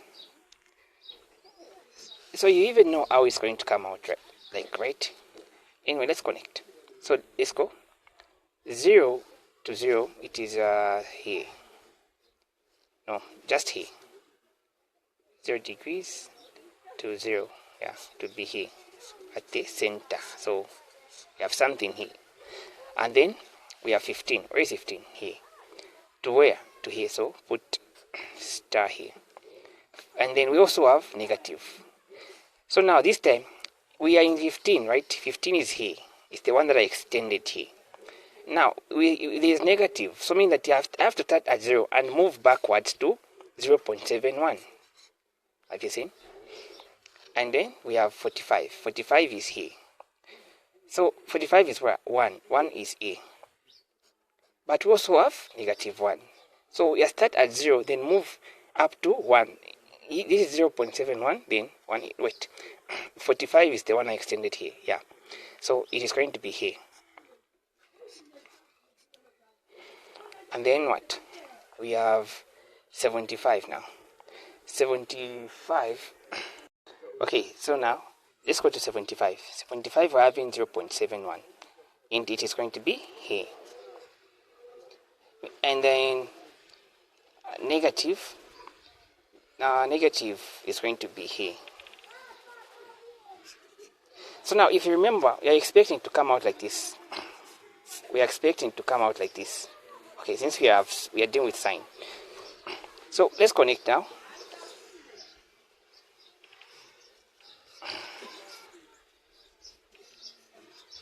So we have the first petal. Even here we have a point 1, 0. And just like this, you have graphed. Have you seen? So the goal is to know how it's going to come out, so that you just connect the dots in according to the shape that you're expecting.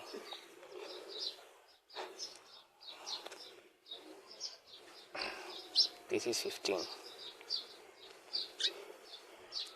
Yeah, so this is it, guys. Very simple, right? Simple. They bring you these, you even fail. These are petals. It's just that I don't have a flower nearby. I would have grabbed the petal. So this is it, guys. See you in the next lesson. I hope that you have understood. Where you haven't understood, feel free to ask me questions. Right. So D is saying that show that sine 105 minus sine 15 is equal to 1 over square root of 2. So this question is tricky and it came.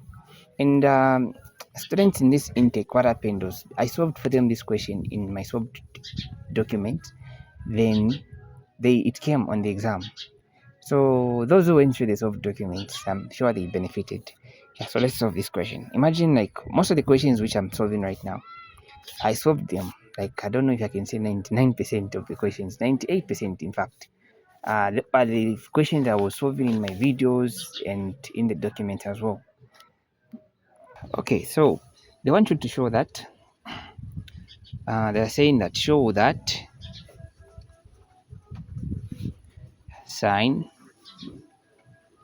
105 degrees. I think I'll run out of space here. So show that sine 105 minus sine 15 degrees. Here we have degrees. It's equal to 1 over square root of 2. Okay, so look at this. So the way that we're going to solve this, it is something that is tricky. So whenever you see that the angle that they have given you here, whenever you see that the angles that are here are not, look, if you remember, those of you who have subscribed, I've showed you how to find angles which are like maybe let's say they are going like from 0 degrees, 30 degrees, 45 degrees, 90 degrees. Like I've showed you how to find these kind of angles, right? Without having the need of overthinking. Like you can easily solve this. I've showed you the tricks to use, right? I think even 60 degrees. Now if you see that an angle that is here is not among these angles, and I mean it's not something that you can solve using the tricks which I've showed you. Because look, on the exam you don't have a calculator one.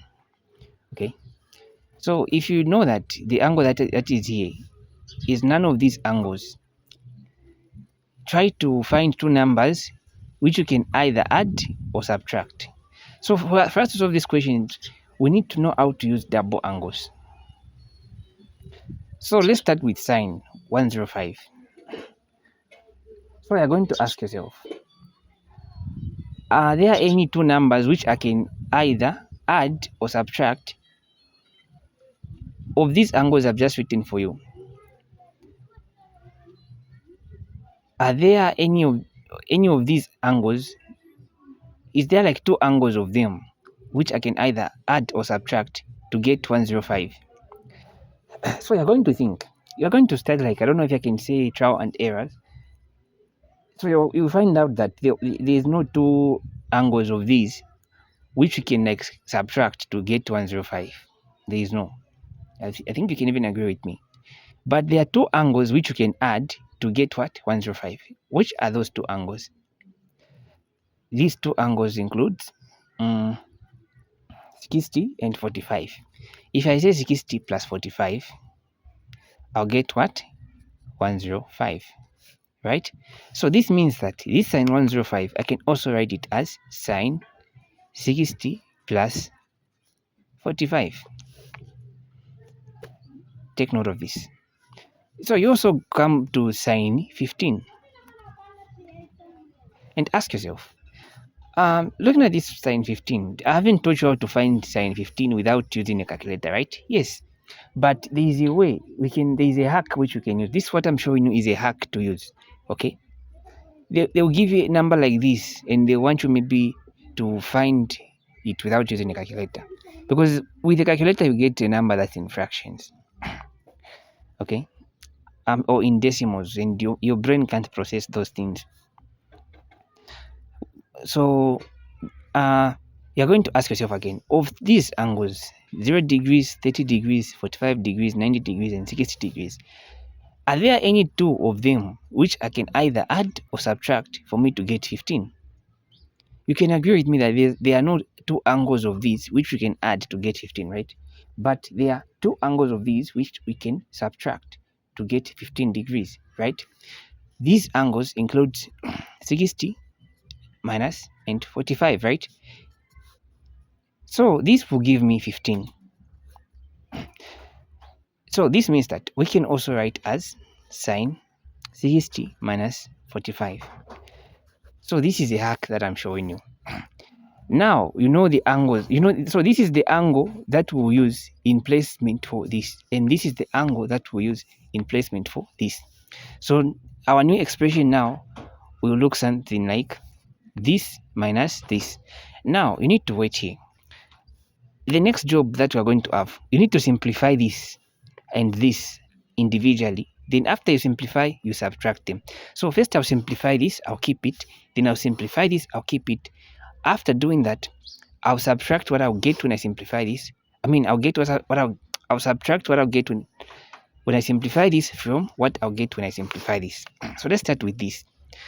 So there's what I taught you in my videos under trigonometry, the concept of double angles. So you need to use the appropriate double angle to simplify each. So if you remember, there is a double angle for sine, which I taught you, which goes like this. So right now I'm simplifying this. I think let me even write simplifying sine 60 plus 45. After I'm done with this, I'll come to this. So take your time to follow along.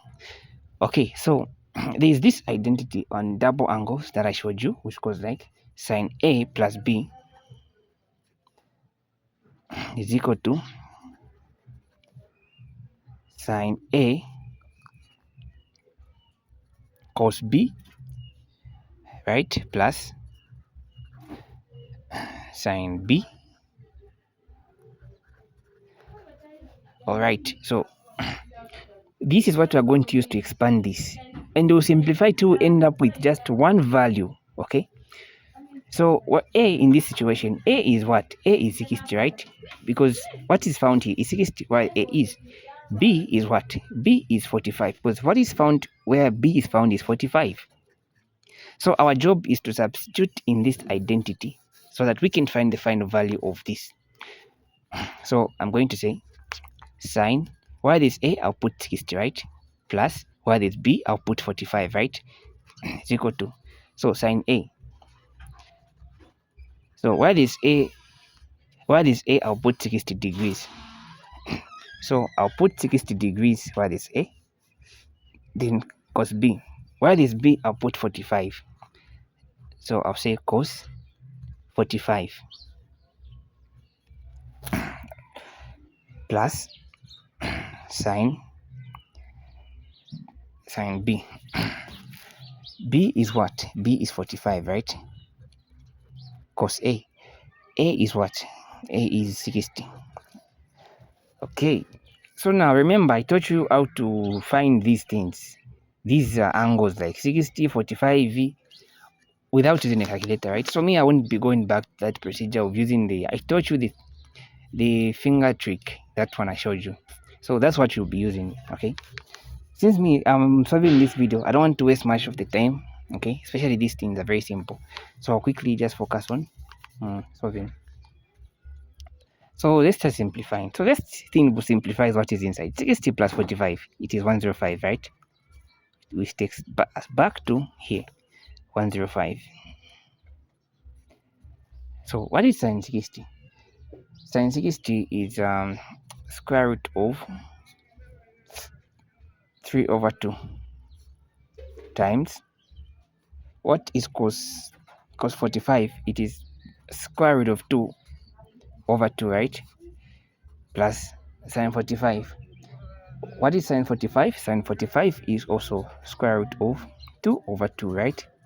What is cos 60? Cos 60 is 1 over 2. Okay, like this. So right now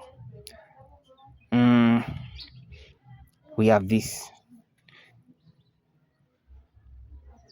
So let's now simplify. So I'll multiply. Let me write sine 105 is equal to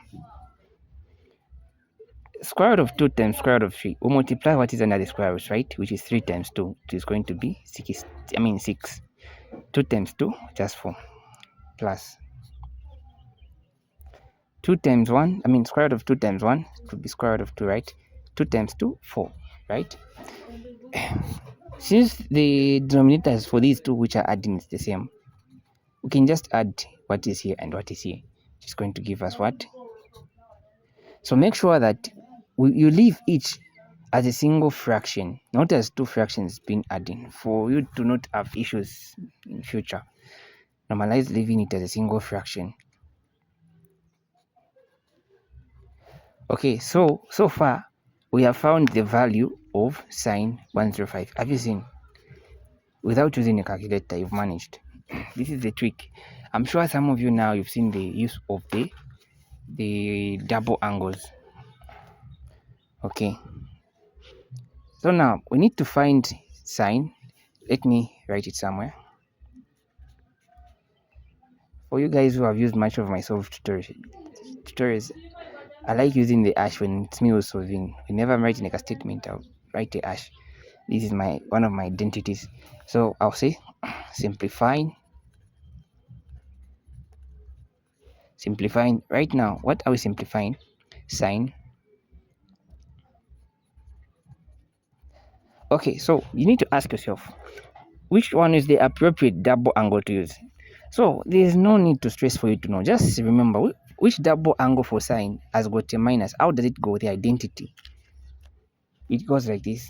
You need to master them. The one for cos, the double angles for cos, sine, those identities, they are there in my videos. Okay. Maybe they might bring you the same question, but maybe it might involve cos. So try to master them as well. So this identity goes like sine a minus, since things are subtracting here, sine a cos b minus sine b cos a, like this. All right, so we have this identity. So now looking at this identity, what do you think could be the value for a and b? What is found where a is 60, right? What is found where b is 45, right? So we are going to substitute. So I'll say sine, where there's a, I'll put 60, right? Where there's b, I'll put 45, right? Then I'll say sine, where there's a, I'll put 60. Where there's b, I'll put 45, minus sine where there's b, I'll put 45 cos. Where there's a, I'll put 60, right? Okay, so let's now simplify. So you know that 60 minus 45, of course, is going to give us 15. So I'll say sine 15 is equal to, and if you are someone watching this video till now, you don't know how you can find these angles like sine 60 cos 45v shanshani with just your head, go and watch my videos on trig. I've showed how you can answer these questions using the tricks which I've showed in the videos. Okay, I've shared a lot of tricks in my video lessons. So for you who want to access the full video lessons, well, I've simplified NS work, including math, physics, chemistry, and biology. Download our app, the A Plus Academy app, on Play Store, or if you want, you can contact me on the line which I'll put there on the screen. Okay. So what is sine 60? So sine 60 is going to give us square root of 3/2 times what's cos 45. Cos 45 is simply square root of 2/2 minus what is sine 45? Sine 45 is going to give you square root of 2/2 times what is cos 60? Cos 60 is going to give you 1/2, right? So have you seen this? We are now going to simplify it. So I'll say sine 15 is equal to square root of 3 times, so these are like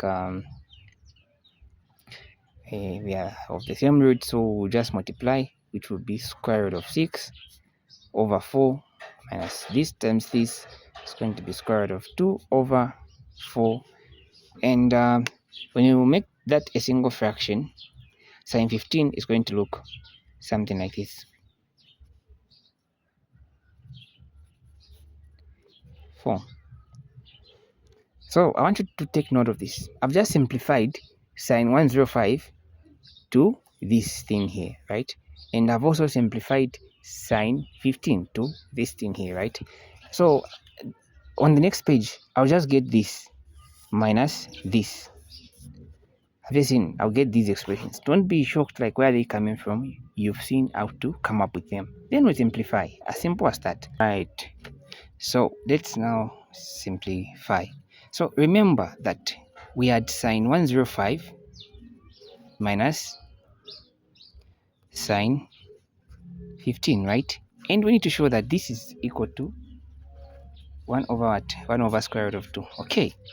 So remember that I've just showed you that we can simplify sine 105 to this square root of 6 plus square root of 2/4 minus square root of 6 square root of 2/4. Okay, so I've just showed you that we can simplify them to this, right? Sine 15, sine 105. Let's proceed and make it a single fraction.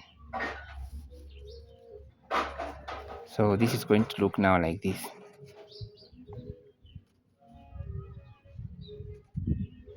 So let me do this. Basic math. 4 into 4, 1, right? 1 times what is here, it's going to bring back square root of 6 plus square root of 2. Be careful here when there's negative. 4 into 4, 1, right? 1 times negative. So this negative, you're going to multiply it throughout. Some students make a mistake whereby they would not multiply this, what is found here, throughout. I used to make those silly mistakes, see?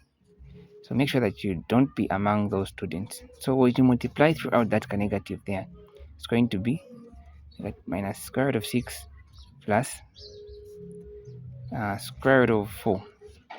So let's add the terms which we can add and subtract which we can subtract. This and this will cancel, right? and this will add. So I will eventually end up having, and for you guys who don't know how I'm adding these things of square root, see, I taught these things in term 1 under radicals. Under term 1 week, go under radicals, addition and subtraction of radicals. This is basic mathematics, which by now you should know. There are some like rules which you need to know when you're adding these things of square roots, anything under a root. Okay, you don't just add anyhow, you don't just multiply anyhow.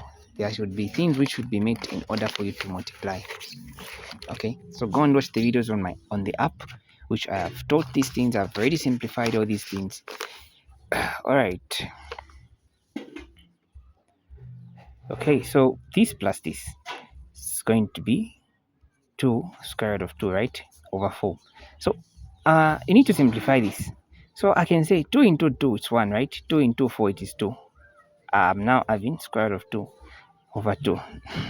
So you know what's funny? Some students, when they reach here, they'll be stuck like, but I've applied everything Joseph has taught me. How come I'm not reaching the final answer? I'm not getting something looking like this. So, you know, you need to think too much. You need to overthink, okay? You need to overthink, not just in relationships, but also in academics. So try to think, which concept can I use for me to reach where there is, to reach at 1 over square root of 2? And if you remember in maths, I taught you that whenever you find your final answer and you see that the one having a square root, okay, let me not go there, but let me just say, for you to end up with this thing here, you need to rationalize this one. So mean that you have to multiply numerator and denominator by square root of 2. So this times this, it will cancel the square root and I'll just get 2 on the numerator. This time this, I'll get 2 times square root of 2. This will cancel this. 2 into 2, it is 1. 2 into 2, it is 1. So I'll remain with 1 over square root of 2. You can even say hence shown. Now this question, some of you might think this was hard. Trust me, students of this intake, this same question I solved for them. So them in the exam, they were like solving things which they have seen before. They even knew the concepts to use. Okay, so make sure that you take our video lessons seriously, especially those who want to learn more and to learn more of the things which they ask on the exam. Subscribe to our tutorials or our app, which is there on Play Store. Okay, let's go to the next question. Okay, so the last question is saying that let this be a function, f of x as our given function, be a function, of course. Use the second derivative test to determine and classify the extreme points of the function. So for you who have downloaded our app, you find video lessons where I've taught this under application of what? Differentiation. Yeah, extrema and minima. You find these things there under calculus. So go on term 3, then go on calculus. You find where I've taught how to handle these kind of questions. All right, so let's proceed. All right, so listen carefully. This question is going like, provided that we have been given a function which is, this is question A, x power 4 plus 4 x power 3 minus 1. So for you to determine and classify which points are they talking about? These are critical points.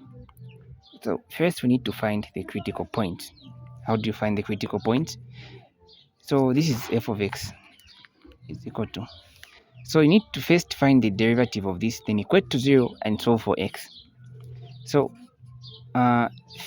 find the first derivative for what is given, which is, so find the first derivative for this using, here we're just going to use power rule, right? So derivative of this one is going to be 4x power 3. Derivative of this one is going to be 12 x power 2 plus 0. So better I don't even write it. So when you get the first derivative, so step 1, you need to find the critical points. Even if they haven't specified, you need to find critical points first. You need to find them, okay? And you use the first derivative for the first differentiation to find the critical points, okay? So my first derivative, I'll equate it to 0. Equate to 0. All right. So after you equate it to 0, solve for x. How do you solve for x? The easiest way is to factor out what is common. What is common here? 2 and x, right? It is found on both sides.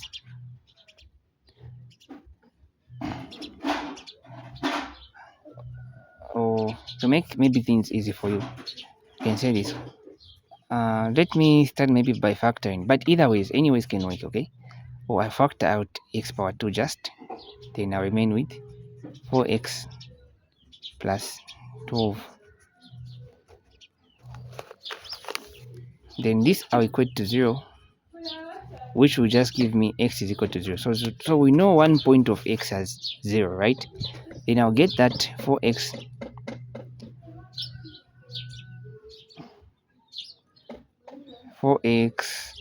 plus 12 equated to 0. Take 12 on the other side, it will be negative 12, right? Over 4 over 4. So x is equal to negative 12 over 4. So 4 into 12, that will be negative 3, right? So we have 2 points. This, we can call them the critical values. Now to find the points, if you remember the format of any point should be x comma y. So far we just know the x points, the x coordinates. Let's also find the y coordinates, which is, we get the initial function, that initial function which they gave us in the question.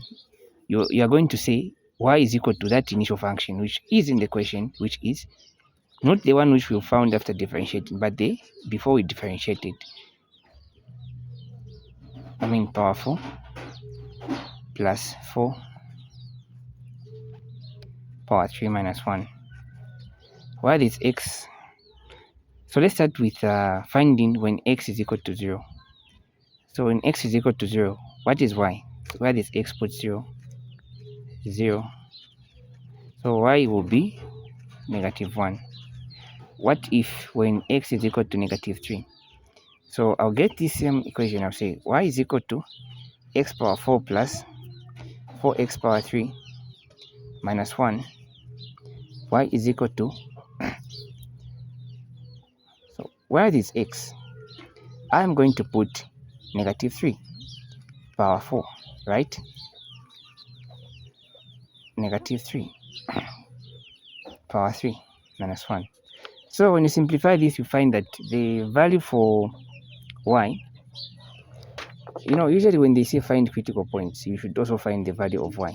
Okay, just make it a habit, even if they haven't said it, to give us negative 28. Negative 28. All right. So you can write that we have 2 critical points. The first point is at 0, negative 1. The other one is at negative 3, negative 28. We have 2 points. Okay.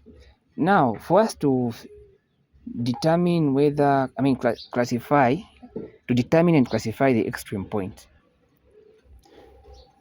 So you need to understand that it's not every point that can be an extreme point. It can only be an extreme point if, when we use the second derivative, it will give us either greater than 0 or less than 0. That's when it can be an extreme point. And it can either be a local minima or a local maxima, and I'll show you how. So for us to determine that, we need to find the second derivative. How do we find the second derivative? Do you remember when we found the first derivative, which is this one here? So this first derivative, use it. I'll differentiate it again. See the difference? I'm not using the first expression. I'm using the one which I got after differentiating once. So since I'm finding the second derivative, I need to put it double primes. Then we apply the power rule. So let's now apply the power rule. So 3 times 3 times 4, that is going to be 12 x power 2 plus this is going to be 24 x just x. Yeah, so this is the expression that we'll be using to test, is this point an extreme point or not an extreme point? Then after finding that, we'll also know whether it is a local minima or a local maxima. You need to state those things when you're answering the question, okay? And also this one, it is this equation that we'll use to know whether this point is an extreme point or not, and whether it is a local minima or a local maxima. Okay, how do we do that now? So let's start with the first point. Let me say, so I'll say when, so right now I'm only interested in the value of x in each point. This is the value of x, value of x, value of y. I don't think we'll use it for now because we just wanted to show that the point is at this y coordinate, okay, when showing our answer. So I'll say when x is equal to 0. So when x is equal to 0, so what you're going to do is that you get the second derivative. Why this x, put 0. Let me write somewhere here. Look, so this is how you do it. You get the coordinate of x using the second derivative. You are going to substitute y this x in the second derivative. Then of the values you get, here's how we are going to now know. So if after finding the second derivative, you substitute y this x, you substitute a number with this x in the second derivative which you found. If the value that you get is greater than 0, what you have, that point is a local minima, or it's a minimum point. Just but normalize writing local minima. But if you get less than 0, then that is a local maxima.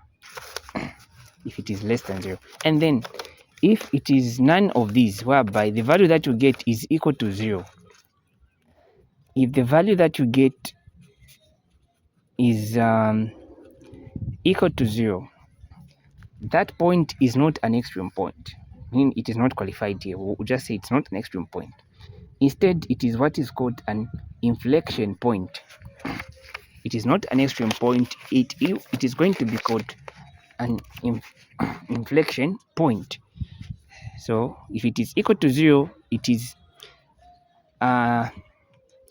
inflection, not inflation, written like this, inflection.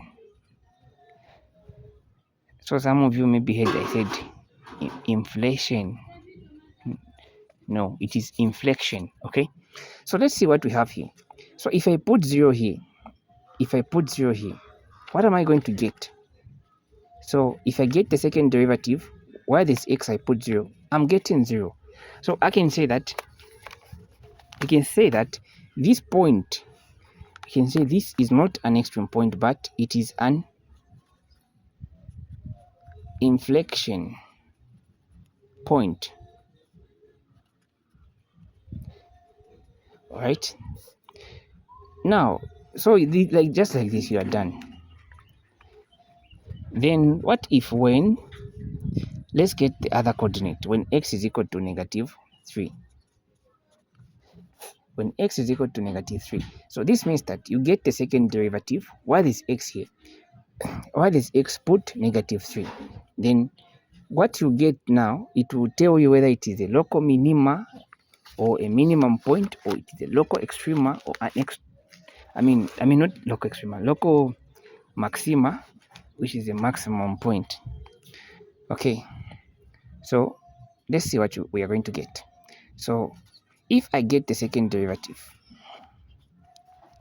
then why this x I substitute why this x I substitute -3. what am I going to get? If I put negative 3 here, negative 3 here,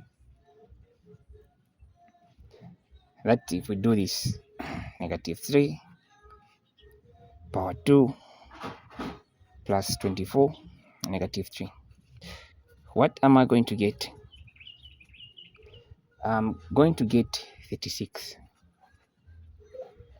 So you can say that since this is what? It is greater than 0, right? This is a minimum point, or it is a local minima. So this is, you can say, therefore, it is an extreme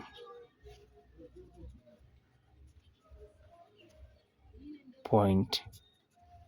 Okay. So this is how you handle this kind of questions. So let's proceed to, this is the last question on question 2. Yeah, let's now go to question 3. Okay, so let's go to question 3. So question 3, the first one is saying that consider the binary operation, this operation, where A and B are real numbers. So the first question they want us to find if. So they're saying that is the operation commutative on real numbers? If not, give a counter example. Simple, right? The second question is saying that find the value of that binary expression. 1 binary, open bracket, 2 binary, 4, closing bracket. So if you haven't understood binary operations, on A Plus Academy app, there's a full video lessons where I've taught everything you need to know, and I've simplified the binary operations. Okay, make sure that you go there on the app on term 1 work. You'll find the video for binary operations. So let's proceed and solve this question. All right. So question 3.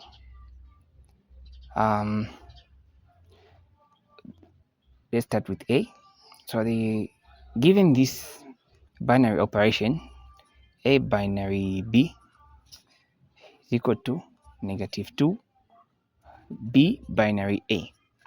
So given this expression, they want us to find, to determine if the binary operation is commutative on real numbers. Then they want you to give a counter example. So when they say counter example, some of you like asking, what do they mean? They just want to demonstrate. Instead of you just concluding that this is commutative on real numbers, you just write a statement without showing how have you determined that. Show them something. That's what they call a counter example. Show them like, okay, my final conclusion is coming from this. So since they have specified real numbers, I'll come up with a set of any real numbers which are in order. So I'll just start maybe from 1, 2, 3, 4, and so on. Then the one coming first, I'll give it A. This one I'll call it B. So if the binary is commutative on certain numbers, it means that A binary B should be equal to B binary A. B binary A. So this means that while there's the A binary B, it means the way it is, negative 2 B minus A. Then if they say B binary A, they have swapped them. So it means that in this expression, while there's B, I'll put A. While there's A, I'll put B. So it's going to be 2. While there's B, I'm putting A.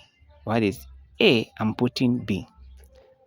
Now let's substitute the numbers we've come up with. So this means that A is 1, B is what? 2, right? So I'll say negative 2. While there's B, I have to put what? I have to put 2 minus A is 1, negative 2. A is 1, right? B is 2. So let's simplify now each. Let's simplify this side. Negative 2. 2 minus 1, it is just 1. Negative 2. 1 minus negative 2 is negative 1, right? So simplifying further, here I'll just end here. But here, this can go down, right? It can go in the denominator, hence it will become like this, right?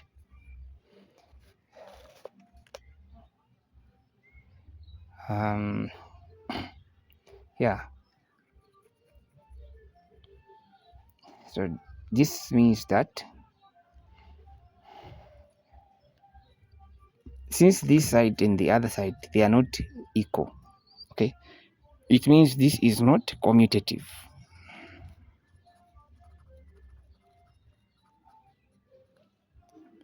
Commutative. So this is the counter example. For you like asking me, what is the counter example, Joseph? I don't understand, sir. You're even serious in my inbox, sir. We've never taught this, sir. Just because I never called it a counter example. Okay, so the second question, they just want to they want us to use the same operation. Using the same operation, they want you to find -1 binary, 2 binary, 4, right? Okay, so how do we find this? So what I like doing personally, I like starting with what is in the bracket. I'll simplify it, then the final value I'll get, I'll come and substitute it here. And for you who haven't understood binary operations, trust me, there's a video I've taught. This video, no one has ever failed to understand binary operations. Whoever watches it on the internet is like the best video lessons for binary operations. There's no YouTube. I don't know, maybe for now, but the time I was in first year, I couldn't find a YouTuber who taught like the way I've done in that video. It's there on the app, okay? Trust me, I guarantee you, you understand. Just a video having, I think, 1 hour. In 1 hour, I've taught things which you need to know. Okay, and I've solved all possible questions your lecturer can never ask you. So let's proceed. So first, I'll get 2 binary 4. I'll start by first simplifying this using the same operation given, which is -2 b minus a. So my a is this, my b is this. So let's just substitute. So -2. What is our b? Our b is 4. A is 2. So say -2. 4 minus 2, that is 2, right? So this is going to give us -4, right? So we have found the 2 binary 4. So I can substitute where there's 2 binary 4 with -1 binary -4, right? So I'm going to say -2 binary. Now let's deal with it.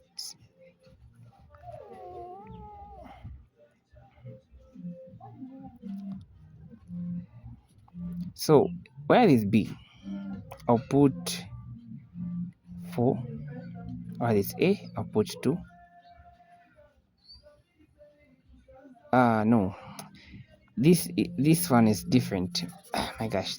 So we are dealing with this one now.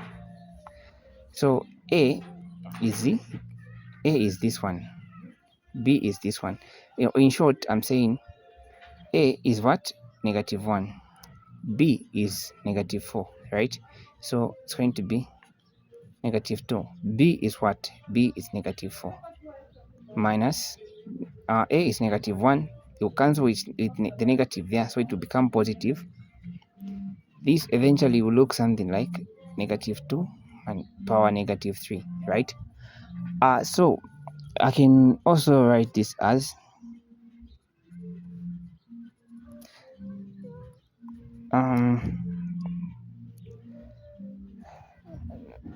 we can take this on the denominator. So here I remain with -1 over 2 power 3. So 2 power 3, that's 8, right? So the final answer is going to be -1 over 8. This is our final answer. And if you haven't understood binary operations, please, I beg you, these things come. Questions on this topic come. Okay? So make sure that you go and watch the video on the app. All right.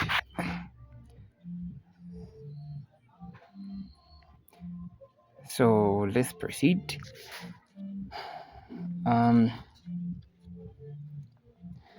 So the second question, simple question. Find, this is called lambda, if I'm not mistaken, for which So they want us to find the value of this lambda, for which the matrix lambda times I minus A. I is presenting the identity matrix, is a singular matrix where I is an identity matrix, given that A is equal to this. So they want you to find the value of this, given this expression where I is presenting the identity matrix, A is presenting what has been given. So for you to answer this kind of question, you need to know the right identity matrix. I've taught this for you guys who don't have idea like about this. I think the exact question, I've solved it before. I've solved it in the videos for matrices. They are there on the app. When you go on term 2 work, they are called matrices. I solved this exact question. I taught you that identity matrix, they are like I gave you 2, right? And how you know the right one depends with the value of A given. Okay,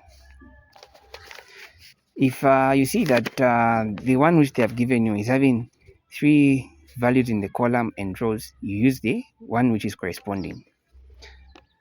Let me show you what I'm talking about. For now, I want you to take note of the question. Okay, so they have given us this expression. They want us to find the value of this. Provided that we have this expression, this is what we're looking for. So while they have put this sign of lambda, they can also put maybe x, any value, okay? Then this I is presenting the identity matrix, which I'm about to show you. A is given, which is 1, 0, 2.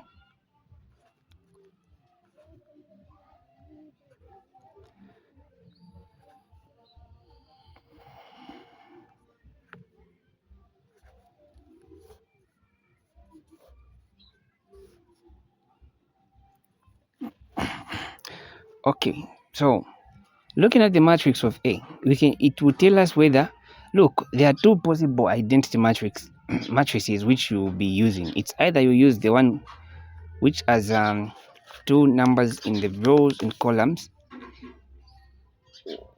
which it looks like this one, or this one. These are the no, 0. Put this one here, put this one here. And if you want to understand more about identity matrices, I've taught the videos, or about matrices in general. Make sure you watch the videos which are on our app, or subscribe to our tutorial videos. Okay, you just have to learn at your own pace. These things have already been taught. So like it's either you are using this one or this one. Now what to tell you is the matrix given. Since they have given us this one, where we are having 3 things in the columns and rows, I'll use this one, okay, not this. So my value of I is going to be, where am I? Let me now put it here. So it won't be this, it will be this. So my value of I is going to be 1, 0, 1, 0, 0, 0, 0, 0, 1. All right, this here. Okay.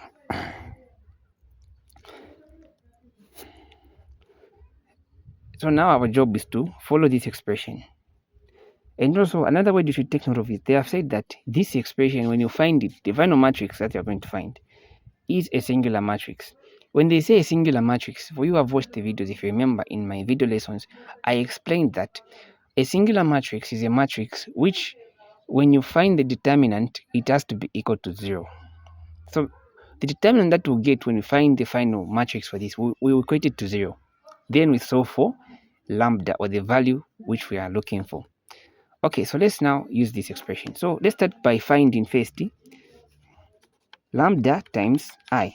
I don't know if this is called lambda. I'm not really sure. I've forgotten. But if I'm wrong, correct me there in the comments. Don't bully me. I can forget as well. But we're looking for this value. Okay. This is like this. It can be any value like x, y. All right. So we need to get y, multiply it to the identity matrix. The identity matrix, which is what I'm writing right now. These things should master them. I've mastered these things since I was in first year. You should be just working with them. They won't give you an identity matrix on the exam because they have. What a secret about the identity matrix is it has these diagonal ones, the ones which are in diagonal pattern. Then it's only in the major diagonal where there are ones. Apart from the major diagonal, we just have zeros. I don't know if you get what I'm saying, but whatever you understand it. So let's multiply this throughout.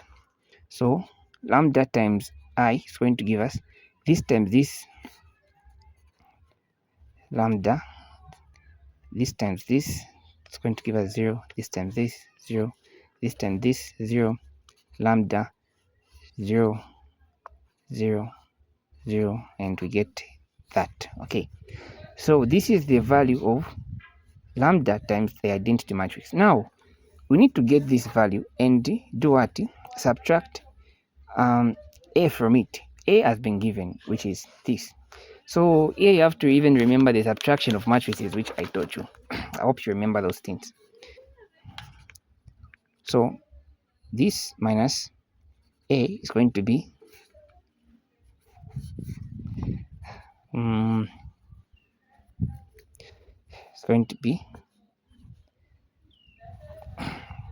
let me just rewrite it again, minus a. What is our a? It's this one here. It has been given in the question, no need to stress. There's just 0 here, not negative, for God's sake. Let me just get rid of that. And 0, negative 1, negative 2 is 0. Okay, so this is what we have. So just use the concept of subtracting matrices.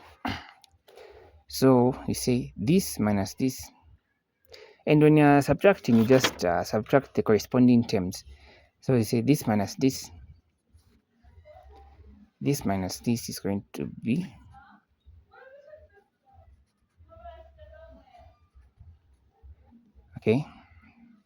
to be just 0, negative 2. This minus this is going to be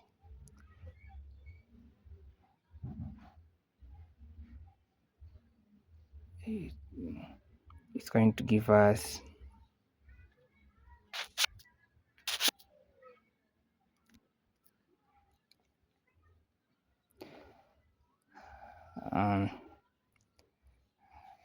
this minus this is going to give us 0.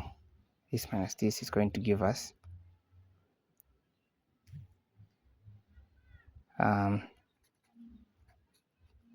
this. You can be confused. So done that.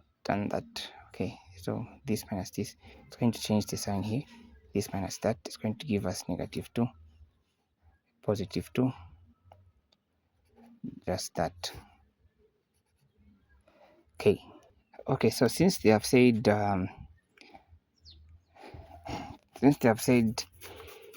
look, we have found the value of this. So since they have said whatever you get, it is going to be a singular matrix. It means that we are going to find the determinant of this. Then after finding the determinant of this, we are going to equate it to 0, and so for this lambda here. Okay, so let's proceed and do it. All right, students, so this is the A+ Academy app. So this is where you find pre-recorded video lessons for NS work from term 1 to term 3 and other documents which are necessary. Okay, so just go on Play Store and search for A+ Academy app. This is the app icon that you should go for. When you download, open the the app by going on open. So when you just log in, make sure that you create an account, then log in. You see these videos and documents. Okay, so you find this screen. So go under here, under videos. So select the term. Let's say if you want videos for term 3, go on term 3. If you want videos for math, go on ma110. So in case maybe you are very behind that you don't know trig, these are the only videos you need to watch in order to be able to solve any question under trigonometry. Okay, so everything has been taught. We were focused on things which they bring on the exam, and this video that you are watching right now, all the concepts which are going to be used or which are being used to solve any question under trig, the concepts are in these videos. These videos are very manageable. You just need maybe like a week or 2 weeks depending with the pace, but they are very summarized. Okay, and we've also exposed you to exam questions. So apart from the videos for trig, there are also videos for calculus. You'll find the videos here. So we've also solved a bunch of questions in these videos to expose you to all possible questions they can ever bring on calculus. So these are the only videos you need to watch. All right, and also in case you want to access the documents, there are also some solved documents here. All the past papers, the tutorial sheet, they have been solved here. Okay, so just go under solved past papers. You find all the sessionals that have been solved. Even the past papers, the tutorial sheets are all available. Okay, and even term 1 week, term 2 week, in case maybe you are very behind, you didn't understand term 1 week, you're not very comfortable, videos are already here. Okay, if it's term 2, all these term 2 topics, you find the simplified videos.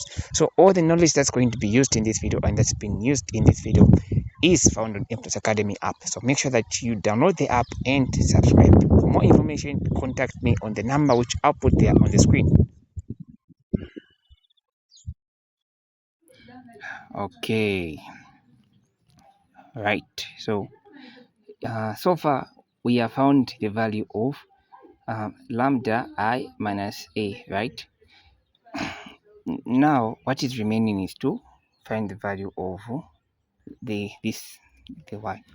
So we need to find the determinant, and if you remember what I taught you, here we'll put these signs: positive, negative, positive, right? So I'll get these values which are in the first row. So let's start with that one there, which is, I'll put it in the bracket, lambda plus 1. So since I've gotten this one, I'll draw a cross, and take only those values which are not touched by this cross which I'm making, which are these values. Please, if you don't understand, there are videos where I've taught this like bit by bit. Right now I'm just applying what I've already taught in our video lessons on the app. Okay, so if you haven't watched the videos, go and watch them. Okay, so I'll remain with this plus this to that one there. Then here I have negative 0. If I draw a cross here, I remain with what? 0, negative 2. I'll remain with 2, like that. Then here I'll have negative 2. If I draw a cross here and a cross here, we have negative 2.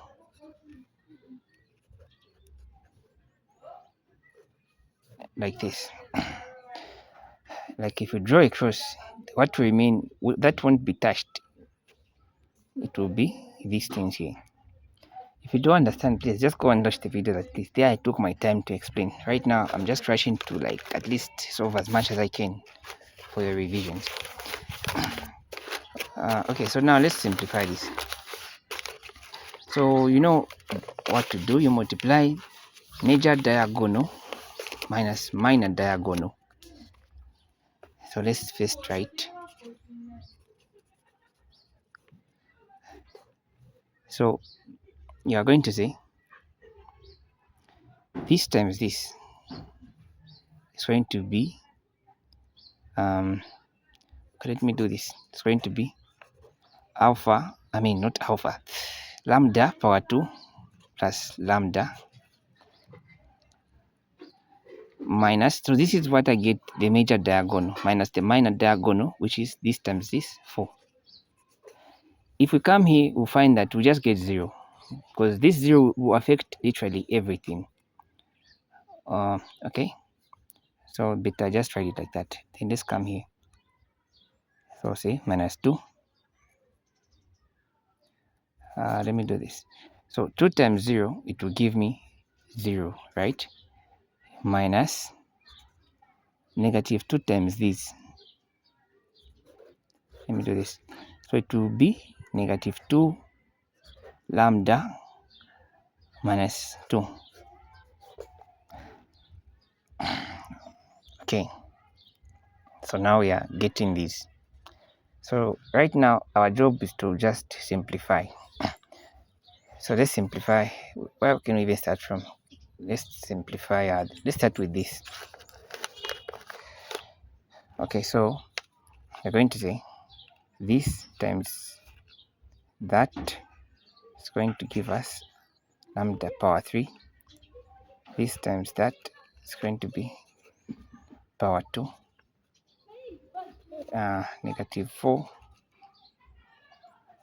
Negative 4 lambda,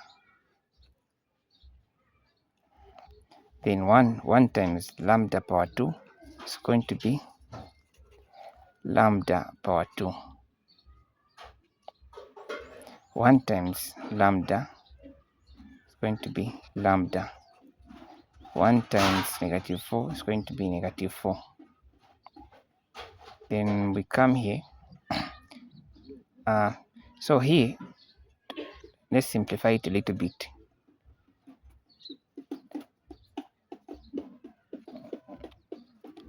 This negative will multiply throughout and we'll get back the positive. Okay, so still simplifying.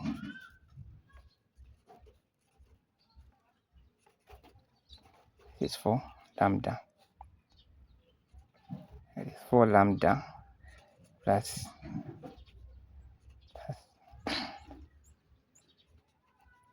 So we multiply.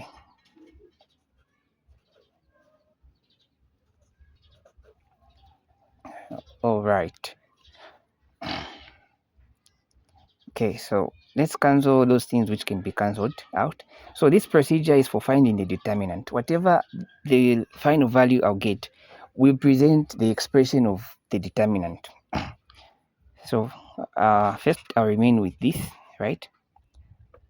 Then let's check. Plus, right? Those which are having lambda power 2. Wait, let me check.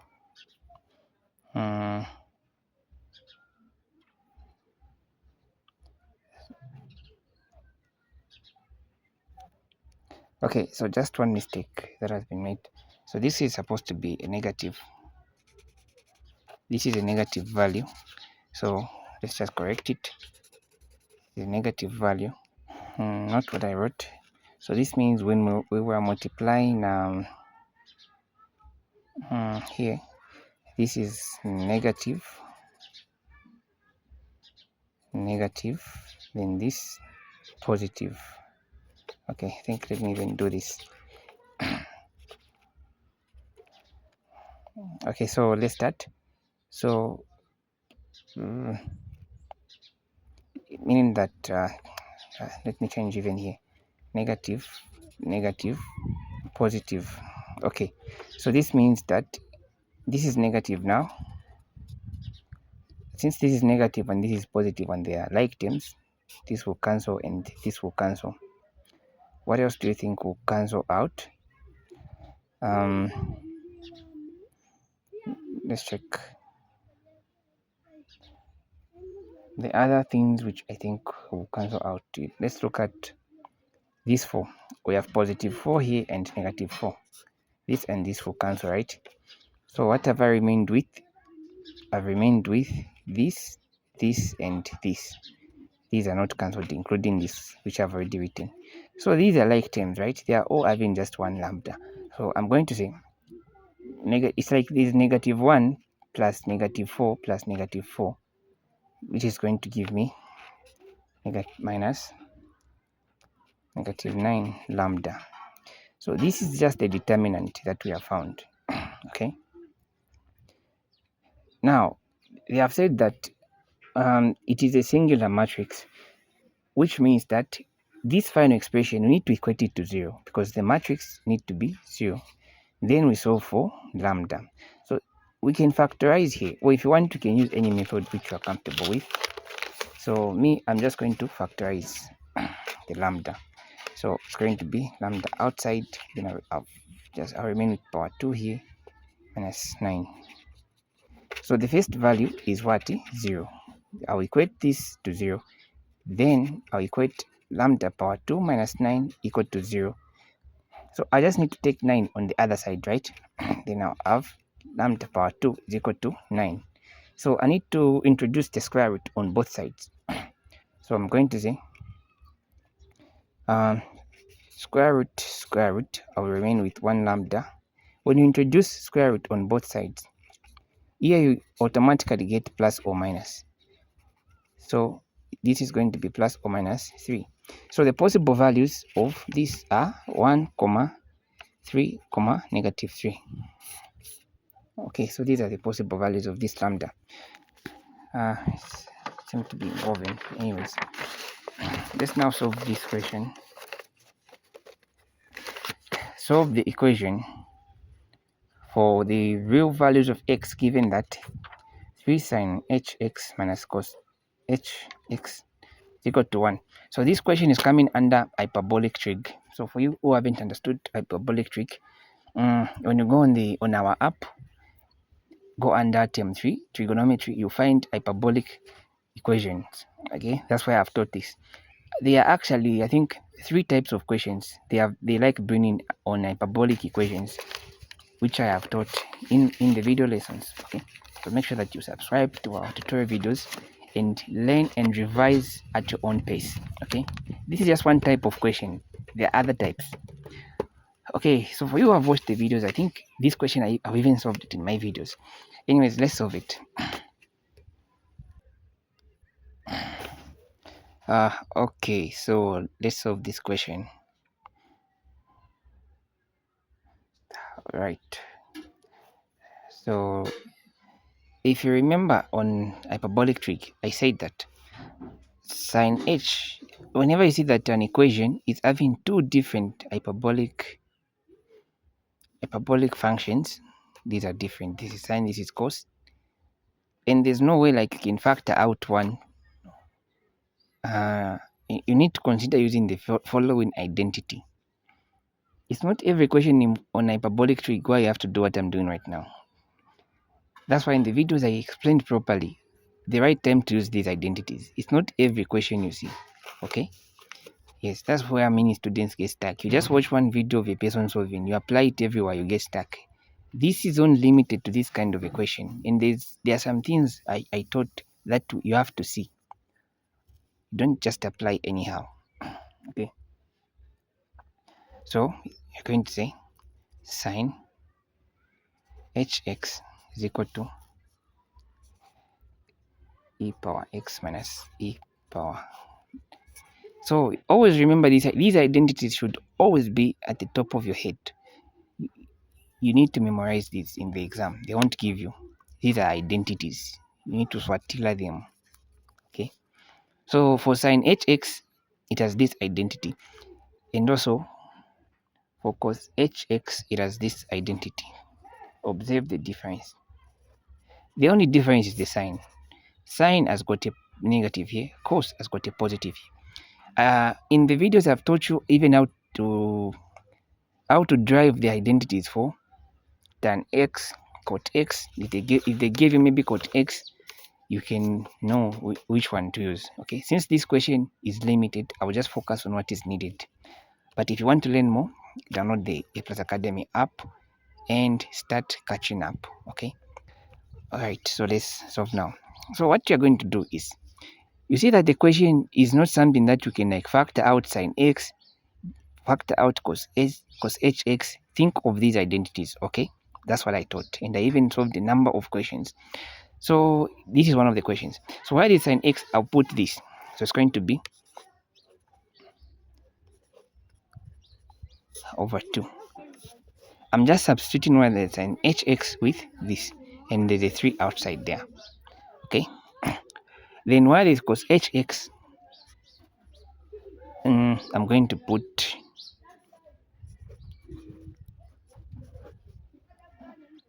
negative x over 2. Okay,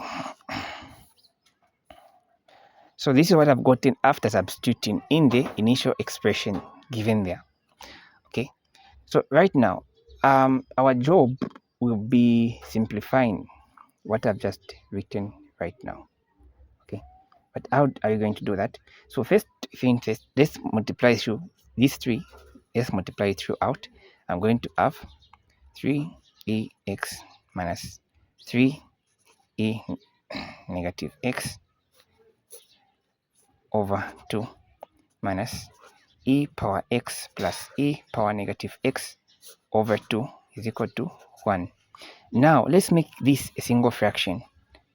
Or I think maybe to make it easy, if you want, you can use that method. But what I'm going to do is that I'll just multiply throughout by 2.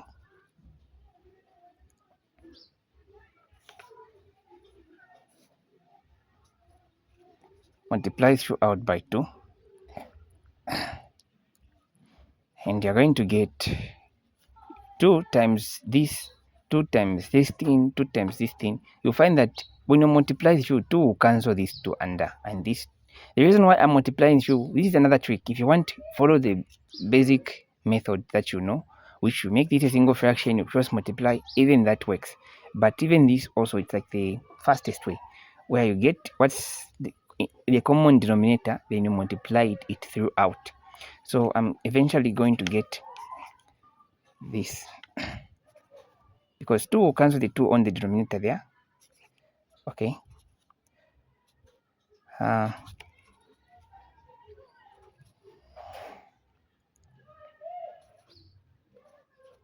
then here 2 times 1, it will be 2. Okay, all right, so let's see those like terms which we can either add or subtract. So if you look at this, what is its like term? Its like term is this one. Okay, let's arrange the like terms. Let's start by doing that. So the like terms, let's start with those which are having just power x, not power negative x. And I also bring this one, right? Negative, right? Then also, now let me arrange those which are having power negative x. So I'll start with this one here, then this one here, then equate to 2. Okay, so now let's add what can be added and subtract what can be subtracted. So since these 2 are like terms and they're subtracting, I'll remain with 2e power x, right? And since these 2 are like terms, if we were to sum them up, I'll get negative. Something doesn't seem right. This should be, let me check. Okay, so here's the thing. I need to put this in the bracket. This should be in the bracket so that this negative multiplies throughout. Okay, so this negative, it will be like negative times this, it's going to make this one become a negative like the way it is. The negative times this is going to make this one become a negative. But I think for this method, I just recommend you guys use what you are comfortable with, okay? Okay, so if we sum up this and this, it will give us negative 4e power negative x is equal to 2. So it's just a matter of simplifying, okay? So now let's find, so now we've reached here. How can we, so now we've simplified the expression. How can we now like proceed from here? So we are going to maybe simplify a bit, whereby this one, I'll just write it the way it is. But this, if you see, this e is raised to a negative. This means that this one can go on the denominator part, right? And the sign will change to positive x. I'm sure by now you're familiar with that concept. Once you do that, now you can see that there are some things which are in common here, which is e power x. So you can say let p is equal to e power x, right? So while there's e power x, I'm going to put p there. So it's going to be 2p minus 4 over p. And again, let's simplify this. So we say times p. Multiply p throughout or do whatever you are comfortable with. But the goal is eventually end up with an expression which is not having a fraction in it, so that you can properly solve for p. So p times 2p is going to be 2p power 2. P times this is going to cancel the p on the denominator, and I'll just remain with this. P times 2 is going to give us equal to 2p, right? So let's take this on the other side. It's going to be 2p power 2 minus 2p minus 4 is equal to 0. So now we have this expression, right? So having this expression, you can agree with me that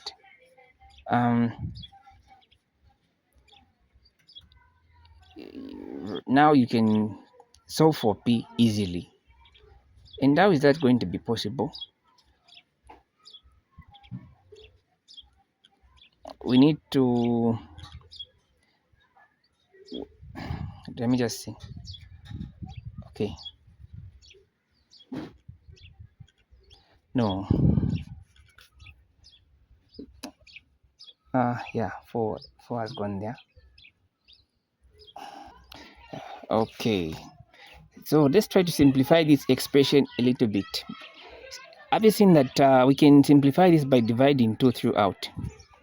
Don't get me wrong, even if you don't do, you still get the same answer. Just that to make your life easy, normalize doing this. When you see that there's a value which is in common, which can be divided like without leaving a remainder in other coefficients, you can do this. So cancel this, and to remain with p here. It will enter there 2 times. We'll just have 2. So find the value of p using factorization method. So let's proceed. Now I want you to take note of this. Have you seen this? I'll come back to it when I start now. Right now we are just solving for p. We haven't just started solving for x. For us to solve for x, we need to come back to this. So I'll tell you in future that recall that p is equal to e power 3. Why am I saying 3? E power x. Yes, because we'll need this to solve for x. So for now, we're just finding p so that we can easily find x. Alright. So right now, we're going to find the factors. So product is -2, sum is -1. So the possible factors here can be -2 and 1, because when we multiply we get -2, when we add them we get -1. So it's going to be written like p power 2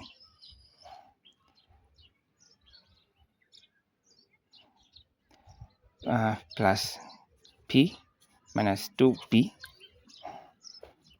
minus 2. What's common here? We have p, right? What's common here? Negative 2.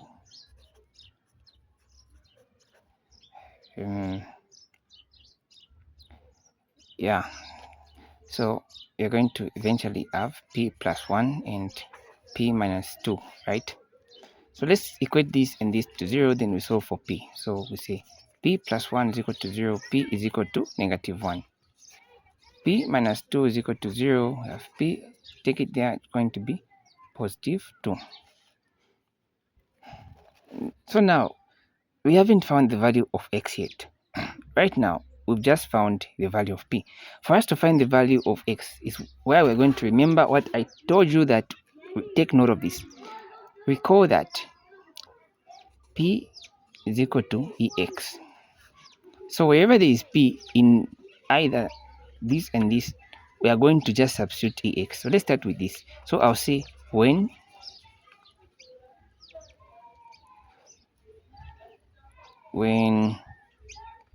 p is equal to negative 1. So you say where there is p, I'll put ex. So it's going to be power is equal to negative 1, right?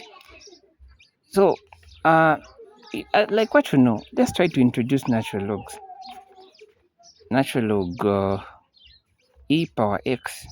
I want to show you something. I'm doing this deliberately. Some of you who have gone very far, you might think, why are you doing this? So this will drop. So eventually x is going to be natural log. Now, there's no such thing as natural log negative of any number. So an exponential can never be a negative. Can't be equal to a negative. So don't even show this part. You can just conclude that an exponential can't be equal to a negative, because log negative of anything will give you undefined. So we can just like ignore this whole thing. Let's take this other one because it won't give us a valid answer. So let's go to that other one when p is equal to 2. So for this one, we're going to say that exponent equal to 2. Introduce natural log on both sides. This is going to drop, so it's going to be okay. So x is equal to natural log of 2. So this is valid now. So the value of x is natural log 2, or ln. Some of you like saying ln 2. I don't know who said this is ln 2 or natural log 2. Okay, so we keep moving. Let's keep pushing. So let's go. Right now we have reached here d saying that evaluate the following limit, where the first one is limit as x approaches infinity, the other one is limit as x approaches 4. And you know what was funny? Even this question, I solved it before. My students had in this intake, we are going to write in it. These exact questions came. Like this question from C, D, E, they all questions I solved for my students before going in the exam room, and the exact questions came. So these were just revisions for them. I taught in my videos, the video lessons which I'm telling you about, where we've taught all term 1, term 2, and term 3 work for NS. Okay, so let's solve one by one. Right. Okay, so let's now solve D of question 3. So this is limits. So the first question is saying that limit as x approaches infinity.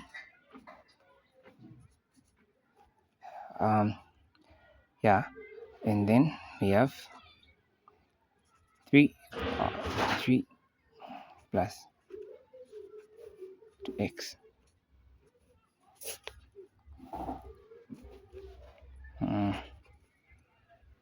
4 minus 2x power 2, 7 x power 3. Okay, so this is one of the types of questions they like asking on limits.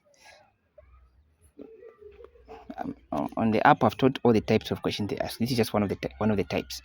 So whenever you're given limit, what do you do first? Look at the denominator and ask yourself, which term is having the largest power? It is this one, 7x. It is having the largest power of 3. Power 3. So I'll divide throughout by x power 3. But before you do this, before you even divide by x power 3, you need to make sure that when you substitute where is x, you are ending up getting infinity over infinity. But anyways, let me not waste my time talking about this since we are focused on solving. But the way you solve this question is to say x power 3 over x power 3 over x power 3. So right now we are just simplifying. But as you are simplifying, you should keep writing limit as x approaches infinity. The only time you should stop writing limit as x approaches infinity is when you substitute. When you substitute, that's when you have to stop writing. Okay, so it's going to be limit as x approaches infinity. So what is going to be cancelled out? So let's start here. This and this will cancel, right? Because x power 3 and x power 3 will cancel each other. So I remain with 3 plus x will cancel x on the denominator. So I just remain with power 2 there, right? So eventually I'll remain with 2 over x power 2. Let me write it properly. It should be power 2 over 4 over x power 3 negative 2. Here I'll just remain with 1x. And then we have this x will cancel that x power 3 there. Then we'll just remain with 7. Okay, so let's substitute now. Where there's x, we put infinity. So when you reach the part where you substitute, don't write limit as x approaches infinity. So it's going to be 3 over, we just one, there's no x here, plus 2 over, so where there's x, I'm putting infinity, right? So you need to know that infinity power 2 is still going to give you infinity. So when I put there, when I substitute x power 2 with infinity, I'll still get back infinity. How about here? Infinity power 3 will still give you infinity. So here I'll still get infinity minus 2 over infinity minus 7. Now, remember the concept I told you that whenever you have any number on the numerator, a constant number, a constant on the numerator, then on the denominator there is infinity, it will always give you 0. This a can be any number. It can be 1, 2, any number, okay? So it's going to be 3 plus 2 over infinity. It's going to give you 0. 4 over infinity, 0. Even here, negative 2 over infinity, 0 over negative 7. So if we ignore all the zeros, we'll eventually get 3 over negative 7. So this is our final answer. So this is just the first question. Let's go to the next one. Okay, so now let's look at this question. So the second one is limit as x approaches 4, this function. So this is the second type of question they like asking on limits. A question involving roots, square roots. Okay, so when you just plug in the value of 4 where this x, you eventually end up with 0 over 0, which is a sign that we need to do something. Okay, we need to find ways to tweak this function. Since we can even see that we have a radical, it means we need to rationalize. Okay, so let's rationalize this. Now you need to be very careful the way you are going to rationalize this. Focus on expanding the denominator, not the numerator, because denominator is where there is this square root, which we want to get rid of. Okay, so I'll say limit. While you're simplifying, you should be writing limit as x approaches a certain value. In this case, limit as x approaches 4. Okay, so after doing this, you're going to say x minus 4 over square root x minus 2. Since we are rationalizing, we need to multiply numerator and denominator by the conjugate of the denominator. I hope you remember these things. If you guys have forgotten Vama rationalizing, or you can just go back and watch the videos. They are still there on our app. Okay, you can revise where you've forgotten stuffs.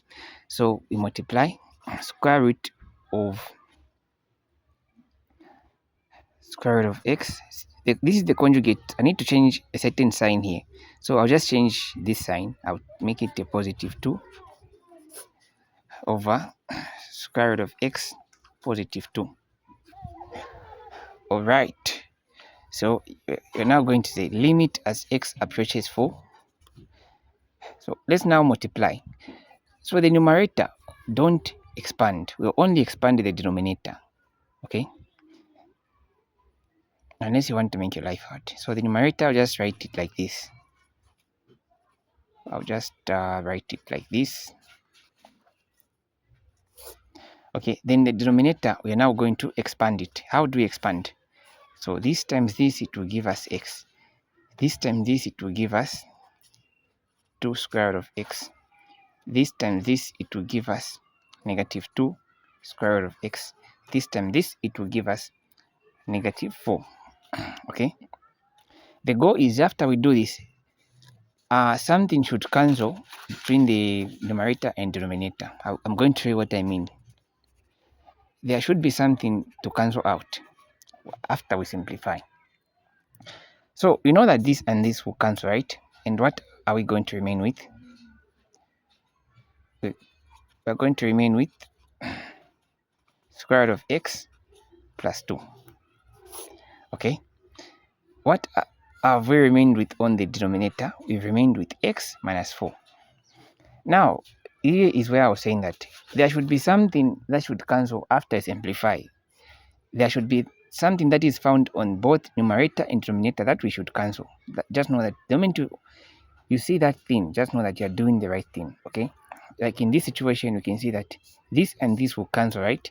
And I will remain with limit as x approaches 4 square root of x plus 2. So at this stage, we can now substitute x with 4, meaning that we won't now write the limit as x approaches 4. So it's going to be square root 4 plus 2. What's the square root of 4? It is 2, right? Plus 2. That's going to give us now 4. Just like this, you're done. All right. So question E is saying evaluate this. So evaluate. So this is integration. And for us to integrate this, there are methods of integration. So that you integrate using the rules, or you integrate using use substitution, or integration by parts, or maybe by partial fractions. So you need to know which right method to use to integrate. The question they'll give you like this. They won't tell you that, no, for this question, use substitution. For this question, use integration by parts. They won't tell you any of those. You have to look at the expressions. And if you are someone who have access to our app, I've taught how you can know the right method to use. Okay, but like for this one, since you know that when the derivative of natural log of x is 1 over x, and 1 over x is something that you are having on the denominator, right? This x here on denominator, it is 1 over x. Or if you want, let me explain it to you like this. This same thing can also be written as natural log of x times 1 over x. It's one and the same. So basically, when I find the derivative of this one, it is giving me the other function, right? So just know that if you are able to if this is happening, just know that you can use U substitution where so far I've showed you how you can know if it's U substitution, but there are other methods which you can use to, or other tricks which you can use to know the method to use. I've taught that things on my app. I'm saying this because there are some of you who have access to our videos but don't watch them. Okay, the reason why I'm saying this is because I want you to go and watch them, because these things which the knowledge which I'm using to solve the questions are there on the app. Okay, I hope you get it. So meaning that u is going to be natural log of x. So let's find du. So du is equal to, du over dx. We need to make du the subject to the formula. Derivative of natural log of x is 1 over 2, like what we've said, right? 1 over x. Okay. Then make du the subject. I just need to cross multiply. I have du x over dx. So I'll say over x.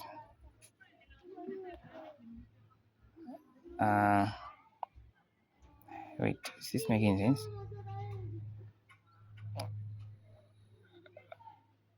No, I need to make dx my subject of formula. My bad. We need to make dx the subject of formula, not du. So to make dx the subject, we are just going to cross multiply. So dx is equal to dux. So after doing this, we can now come and substitute in this expression.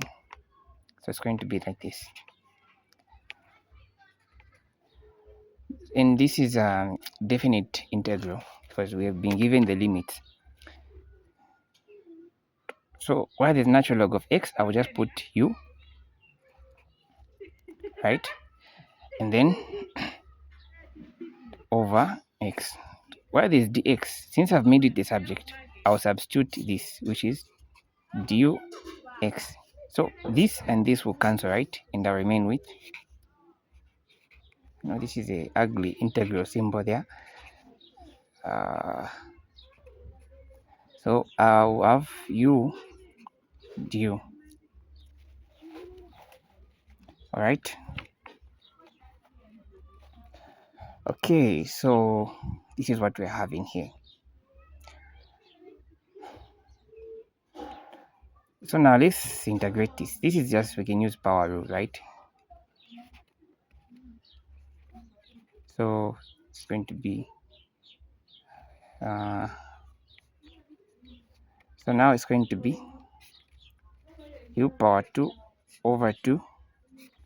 The upper limit is e, lower limit is 1. So we can also write this as natural log. Remember that u, if you just remember where we started from, u is equal to natural log of x, right? So we call that natural log of x power 2 over 2. So this is the derivative which is inside there. Lower limit is e, upper limit is e, lower limit is 1. Okay, let's continue on this other part. Okay, so we need to find the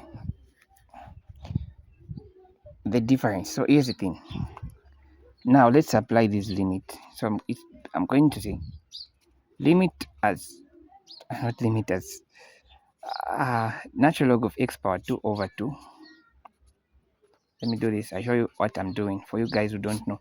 So now where is x, I'll put the upper limit, which is e. I'll put e. Here I'll put the lower limit, which is 1. So it's going to look like,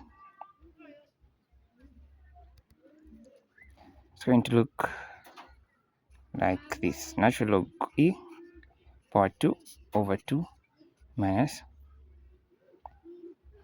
natural log 1 power 2 over, it should be over 2 here, over 2. Okay, so now there are some identities that you should be aware of. The first identity is that natural log of e is equal to 1. The other one is natural log of 1 is equal to 0. Take note of this. So natural log of e, we put 1 there. 1 power 1, I mean 1 power 2, it is 1, right? So this will just be 1 over 2. What if we put e, if we put 0? It will affect the whole thing, right? Eventually I'll just have minus 0 there. And but the final answer is going to be 1 over 2. Just like this, you are done. Alright, so let's start question 4. So the first question on question 4, this is coming from functions. For you guys who have access to the app, this one you find it under composite functions. Okay, composite functions. So the first question is saying that, and also there's also a video. I mean, there are also videos under functions. Functions are found under term 1. When you go on the app, go under ma110 term 1 week, you find domain and range. I've taught how to find domain and range. Okay, so this question is saying that let f of x be this and g of x be this. Find, what am I saying? Yeah, find g of f and determine the domain. Simple, right? So this is very, very simple. Let's quickly solve it. All right. So first, let's simplify the function of x. If you've seen, the function is given like this fraction minus 1. You know, in maths, if you want to enjoy solving things, if you want things to be simple in your solving, normalize leaving the fractions as single fraction. Let's make this a single fraction, then we proceed. So I'll say, here I'll put x plus 3. This into this is 1, right? 1 times what's there is going to give me x minus 3. Okay, and then this into this. So it's going to give me x plus 3. All right. So we have x minus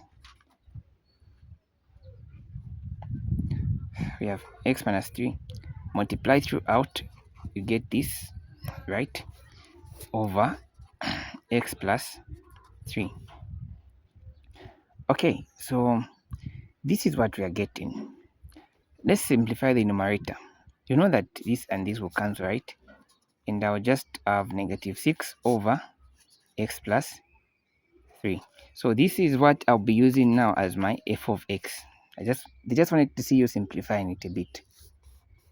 Okay, and also remember that they have given you g of x to be what? To be square root of x. Now, the question I said that, first of all, they want you to find g of f. So for you to find g of f, it means that function g, this one, get function g, where is x, put this thing, put the whole function of f. Okay, so g of f is going to look like square root of negative 6 over x plus 3. So just like this here, you don't even have to go beyond this. You found your g of f. I think here we can get maybe, yeah, you got 2 marks here. This question had 4 marks. 2 marks. So now, for you to get the other 2 marks, you have to find the domain. As simple as that. So to find the domain, for you will remember, I said that whenever you see that we are finding the domain of g of f. Now, how are we going to do that? Okay. So like I said that, get whatever is under the square root and say negative 6 over x plus 3 should be greater than or equal to 0. That's what I said, right? So how are you going to find the domain? You use the test method. So here we are just going to have one critical point, which is if you get this equated to 0, x plus 3, which should not be equal to 0, x should not be equal to negative 3. So I'll put negative 3 here. So possible values here, they can be 0, here they can be negative 5. So we need to know which region here, provided that we have negative infinity, provided that here we have positive infinity.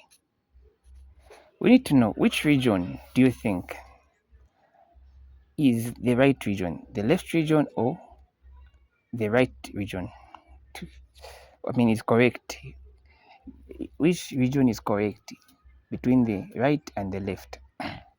So we are going to substitute in where there's x to see which one is going to give us something that is greater than 0. Let me show you. For example, here I've picked 5, right, of the numbers which are going to be in this region.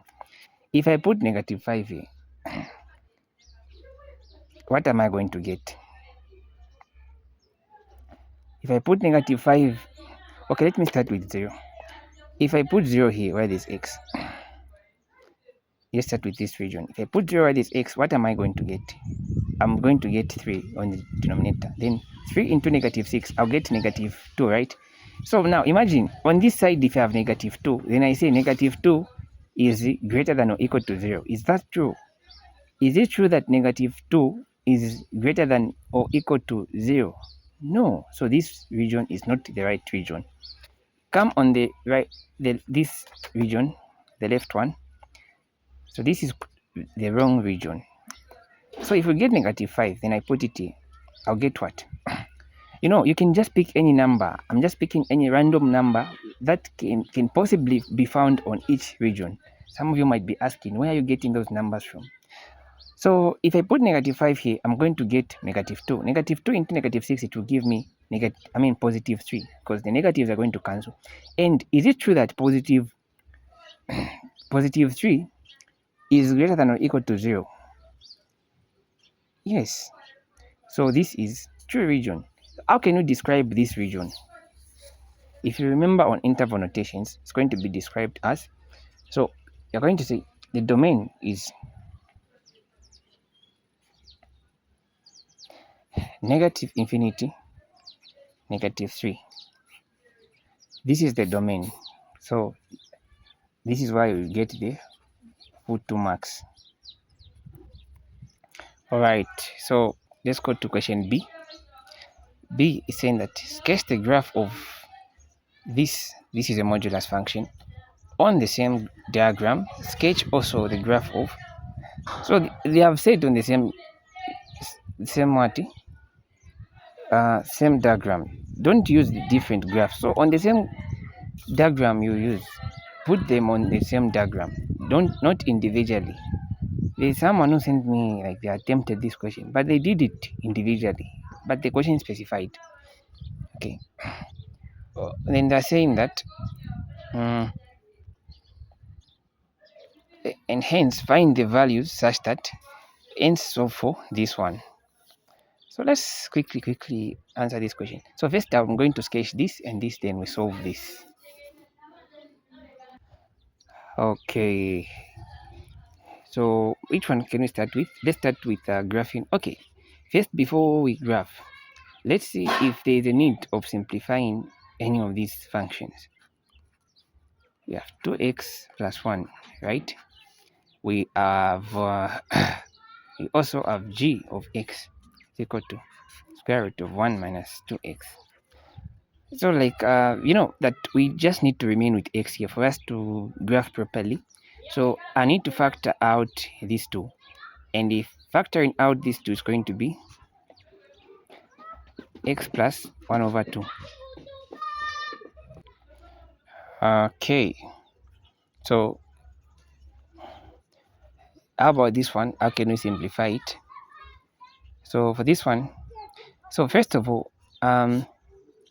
we want to have the value having x here. So I'm going to swap the positions. Then I need to factor out 2. I mean negative 2, because I just need to remain with x. So minus 1 over 2. So this is what we are going to graph. This is what we are going to graph using our principles, which I taught. So go under functions. You see graphing of square roots and graphing of moduluses. If you didn't understand this, they are there on our app. You find them. Everything has been taught. Okay. So let's start with this one, the modulus.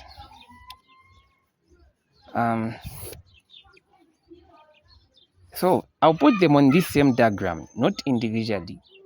And when you're graphing, put the final graph is what you should show on your graph, okay? I mean on the diagram, show the final graph for this one. So since you've seen this one as a positive here, it will be shift on this side, right? On the negative side, right? And then now, we need to find the y-intercept. We need to know where in the y is this going to cross at. So I'll say y is equal to 2. I think let me do it here. I'll do it from here. I'll say y is equal to 2x plus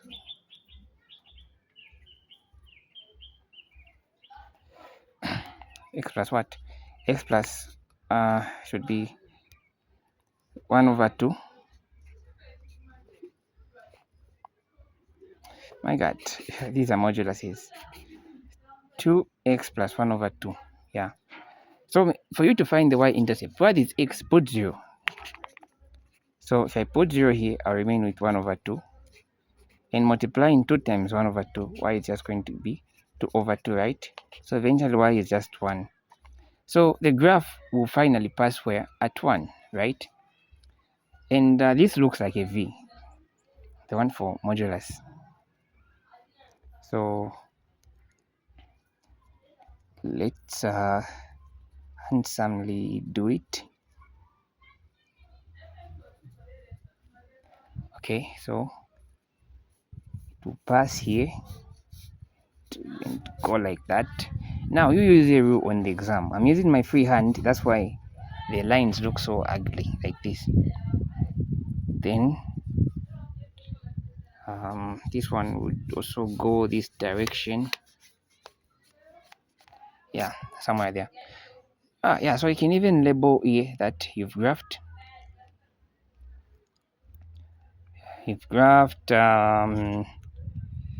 modulus of 2x plus 1. Okay. So okay. So now let's say 1 over 2. So now we are graphing this one. You know that this has a negative and it is 1 over 2. So it will start from here, somewhere this side, right? I think let me shift it a little bit, like here. I don't know. Yeah.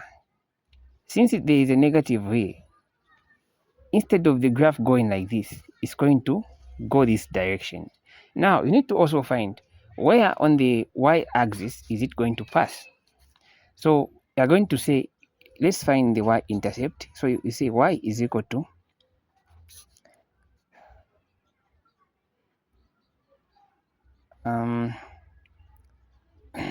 negative 2 x minus 1 over 2. Where is x, we put 0. Put 0 here. You're going to have 1 over 2, right? Square root. This times this, it will be positive, right? And eventually will remain with 1. What's the square root of 1? It is just 1. So you find that it is going to pass where? Here. Maybe it might not look that much straight, but it's going to pass there and just go like that upwards.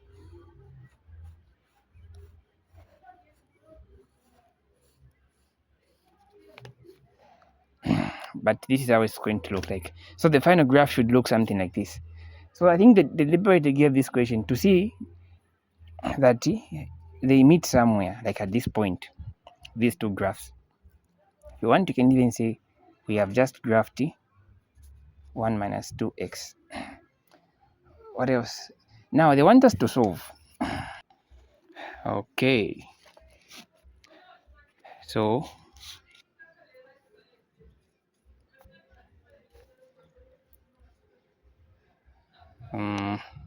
where is it? So we need to solve this question now. We need to find the value of x. they have said apart from just graphing, so the graphing part is having 2 marks. Solving this question, because the whole question has 4 marks. So they want you to find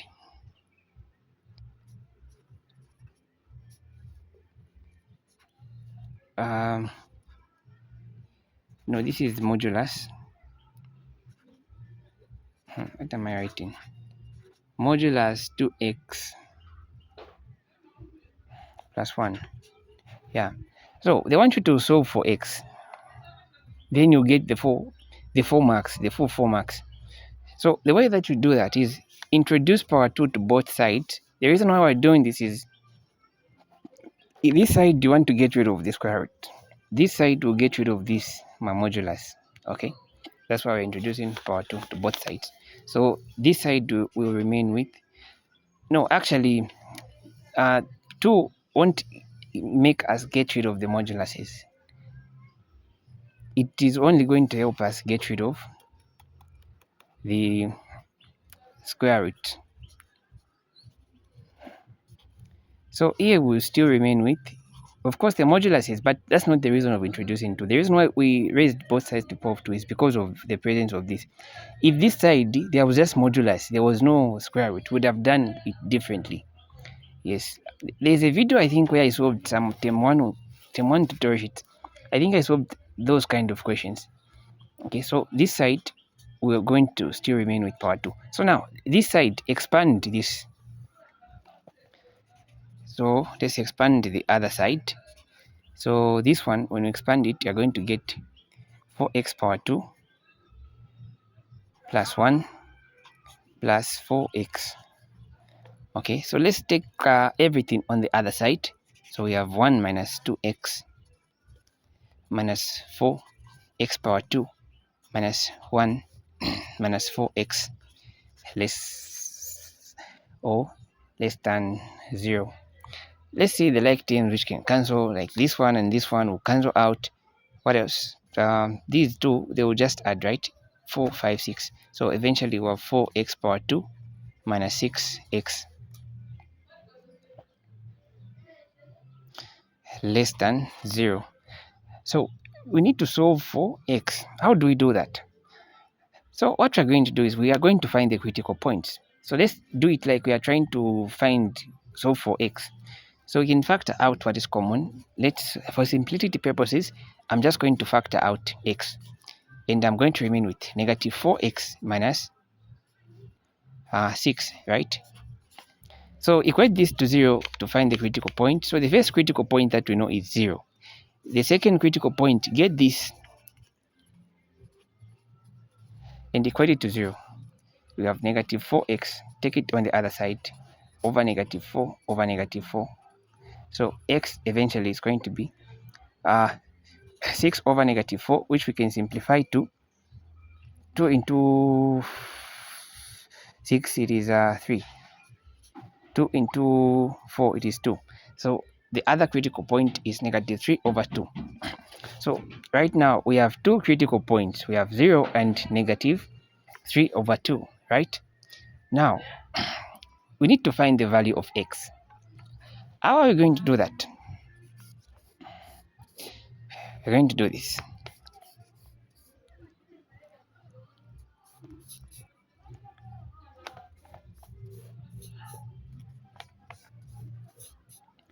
All right. So here we'll start with negative 3 over 2. Then here I'll put 0. Yes. And then on this side I'll put negative 5. Then between negative 3 over 2 and 0, the possible value that can be here is negative 1 over 2. Then here we can maybe have 2. Then here you're going to I'll put x, I'll put negative 4x minus 6. So let's now use that concept I taught you. So if we put negative 5 here, I'll get negative 5, where this x, I'll get positive. So this will give me what? A negative, right? If I get negative 1 over 2, I put it where there's x, I'm going to have negative. If I get this, I put where there's x, I'm going to have this, right? 2. So if I get 2, I put where there's x, I'm going to get a positive, right? If I get 2, I put where there's x, I'm going to get a negative, right? So this will give me negative. Right. So listen, so this is the overall. Now the sign that is a is a greater than sign, meaning that we are interested in those values which are positive, right? Or the positive region which is at the middle. Now, how do we write this? We can express this using intervals, that negative 3/2, comma 0. Or those who like using this format, you can also write it like it's between this range of negative 3/2 and 0. Any of these, they'll mark you. Okay, so let's quickly go to C. So C. So they are saying that use the Moivre theorem to express this. And you know, even this question is something that like I solved for students of this intake, and it came. Let me just say all these questions you are saying C, D, E. These things I solved them and they came on the final exam. Ask those who did their first years in 2025. They'll tell you that that guy solved things which came. And those who are not taking our material seriously, they regretted. Yeah. Okay. So this question, you can find this when you go on the app, TM3 Week, go on trigonometry. You look for the videos titled the Moivre theorem. Okay, the Moivre theorem. That's where you find this kind of. Oh, okay, all right. So this question, let's solve it. So if you remember on the Moivre theorem, I showed you some of the, I don't know if I should say properties or identities, but whenever you're given a question like this, and you see that here there is a minus, you need to reverse this. But how? So there is this principle that whenever you have something like maybe cos A plus, okay, let me just put a minus here, minus cos B, like this. When you are simplifying using the Moivre theorem, there should not be a minus here, there should be a plus. So if you have a negative here, you need to reverse this. How are you going to reverse this? Where you're going to write it as, my God, let me put I. This is sign B. Yeah. So whenever you have this as the imaginary part, this is as the real part, you can reverse write it as negative A plus I sine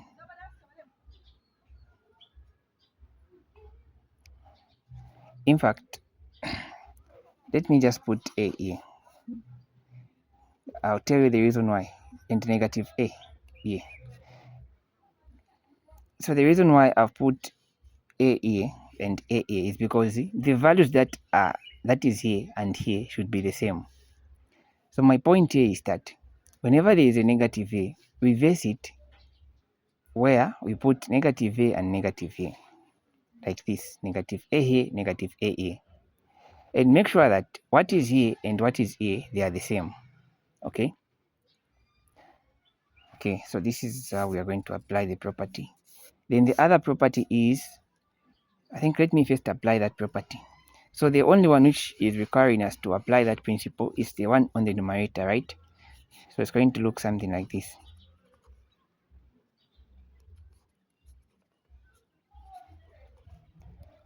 So the negative 7 here there will be a plus.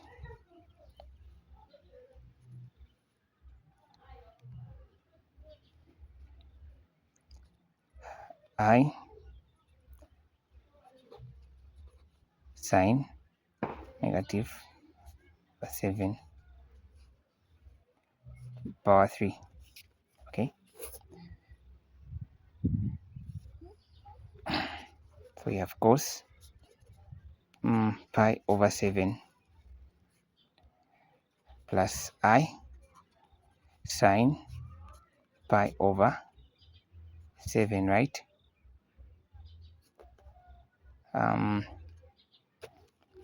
This is power 4. Now we apply the second principle, which is that this number which is here, which we've raised this and this two, which we've raised the sum of this and this two, which is 3, we can also reverse this by getting this number multiplying by what is inside here and what is inside here. Same applies to the denominator. We can reverse this by saying this times what is here, this times what is here. So that's going to look something like it's going to look like cos negative 3 pi over 7 plus I sine negative 3 pi 7.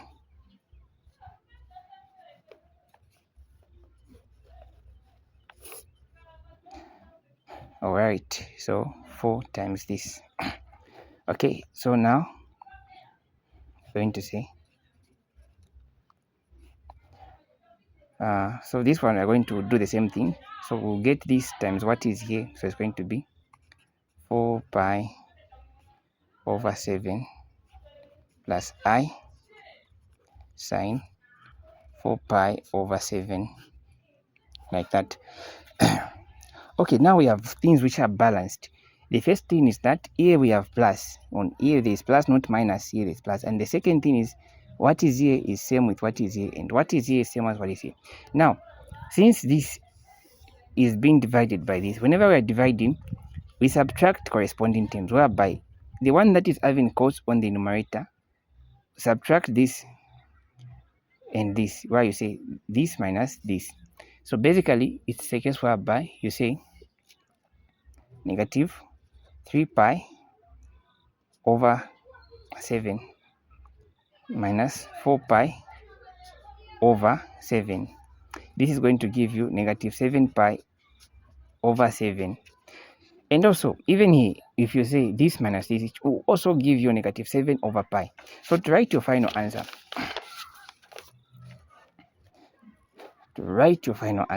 it's going to be this, which is this corresponding with this one, subtract this minus this.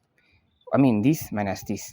It's going to give you cos negative 7 pi over 7 plus this minus the one which is corresponding with it is this one, right? Since they are both having sign, it's going to be imaginary part of which is sine negative 7 pi over 7. So we can cancel out the 7, right? You cancel out the 7 and you're going to end up with negative pi plus I sine negative pi, right? So finally, this is the final answer. We've simplified. And also, let me just make this clear. Most of the lectures would like you to end here, but if you reach at something that you can solve with your brain, you can maybe try to go beyond a little bit, because you can use what I taught you to find cos 180, cos negative 180 sine negative 180, which is going to give you, this will give you negative 1 plus 0i. So the final answer is negative 1. Okay, so question D is saying that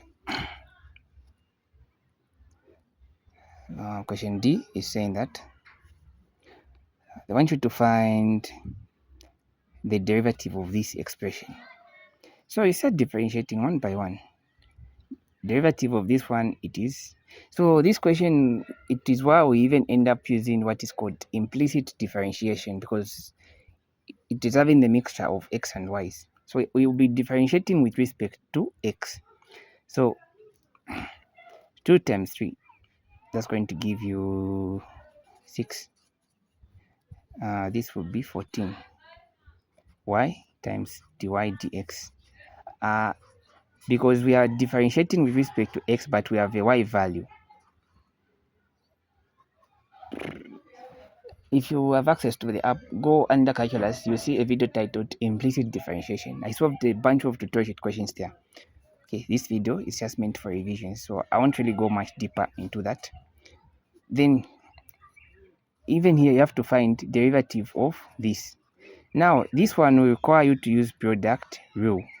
Since we have x and y multiplying, derivative of this one will be just 8. So let's first find these individually. D dx of, so this is remember the formula, uv plus uv, derivative of this, derivative of this.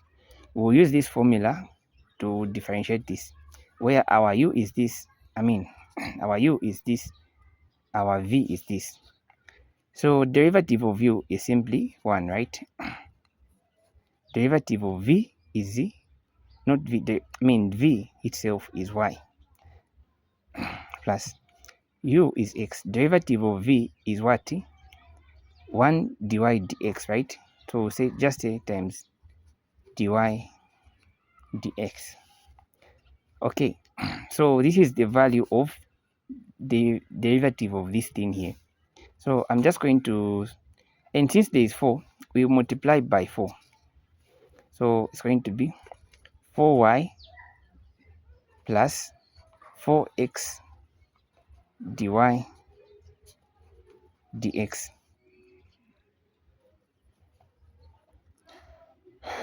Okay.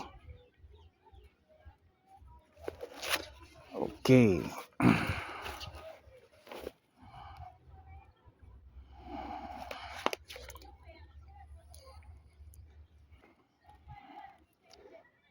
So I'm going to substitute this here, then we simplify. So I have 6x minus 14y dy dx plus 4y plus 4x dy dx minus 8 is equal to 0. Okay, so we need to make dy dx the subject. So I'm just going to leave those things having dy dx on the left side, which is, I'll start with 4x dy dx minus 14y dy dx is equal to 8. I'm taking them on the other side. 8 minus 6x minus 4y, right? Yes. Okay. So let's factor out dy dx. We're going to have 4x minus 14y.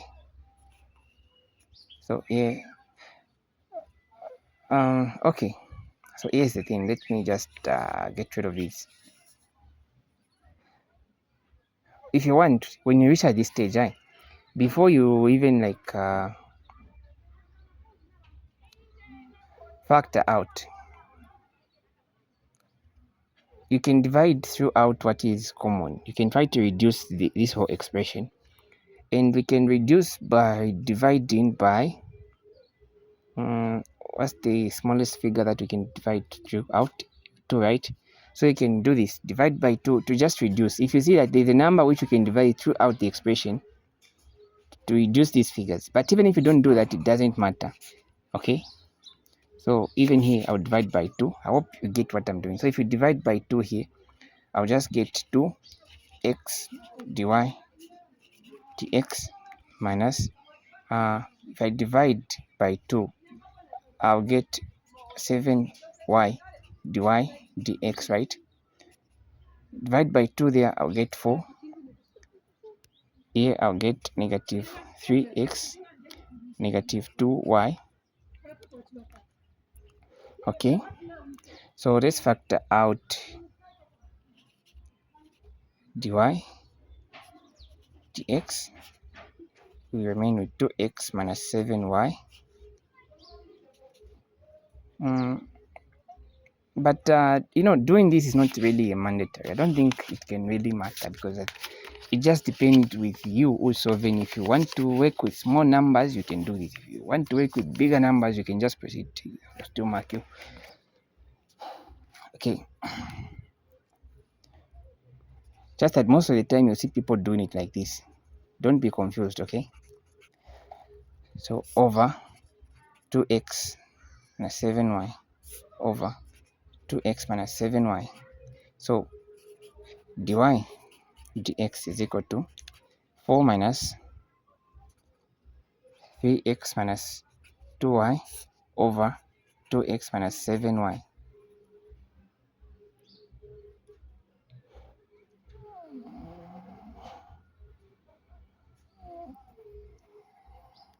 Okay, so the last one on question 4 is going like this. So the question is going like this. This is question E. So the question is saying that they want you to evaluate the indefinite integral. So the indefinite integral. So if you remember what I told you, when you see this kind of a question, think of using integration by parts, which has got this formula, which is u dv is equal to uv minus v du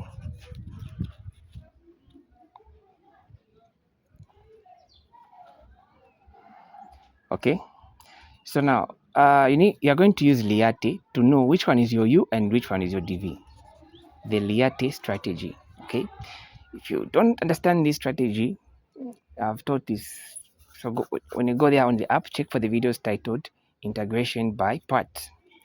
So using Liate, this is presenting trig, this is presenting exponential. What is coming first? Trig. So since trig is coming first, the trigonometric function is going to be our u. So u is equal to sine x. Since this is our u, this automatically becomes our dv. So dv automatically becomes 2x. I mean e power 2x. Now we need to find du, right? Derivative of this one, in short. Derivative of this one is simply cos x, right? And now dv. Now to find, we have dv. To find v, we need to integrate dv. So to find v, we need to integrate this. What's the integral of dv? The integral of this one is actually this should even be dx. This one should be dx. Yeah, so the integral is simply over 2, right? Okay, so after doing that,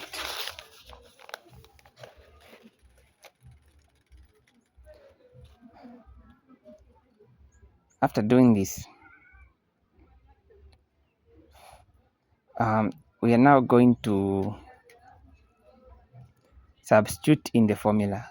So where there's u, I'll put, look, where there's u, we put sine x. Where there's dv, we put dv, this one. So we can start with any, since they are multiplying.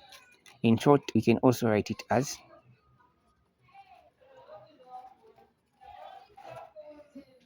derivative, of course. That's the one there. Yeah, and then we say equal to u. What is our u? Our u is sine x. What is our v? Our v is over 2, right? Minus v, it is this one, over 2. Then du is what? Du is cos x dx. Maybe there should be dx as well. Okay, so let's see what we can simplify. We simplify it. So right now we are just having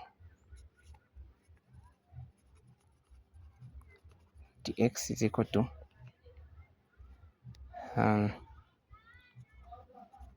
sine x e to x over 2. So look, we can factor out this 2 on the denominator, and it's going to come out as 1 over 2. So here we remain with e power 2x cos x dx, right? Yes. Then what next? So we are now going to integrate this one using the same formula. So we are going to say integrate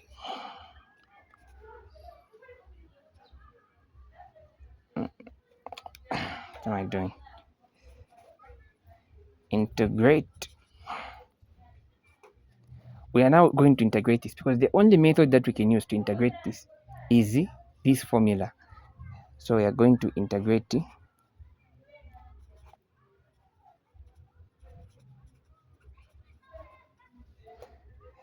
this, which is here. So here, when you integrate this, what you get, you are going to substitute here. So we are going to come back to this. Take this as maybe your first equation.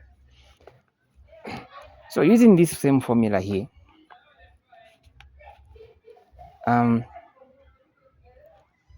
so our u, using Liate, our u is going to be cos x. Our dv is going to be what? It's going to be e power 2x, right? Then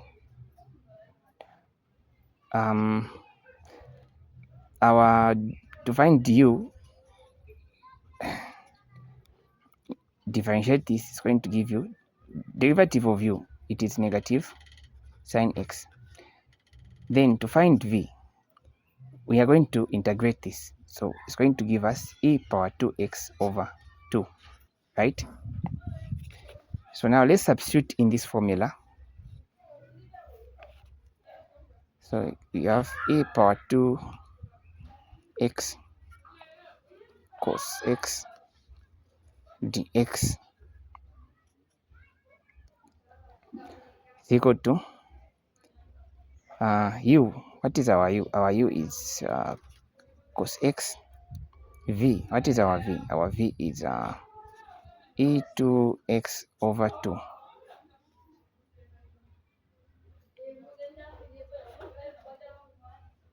What is our value of v? Over 2. So du is what? Du is negative sine x.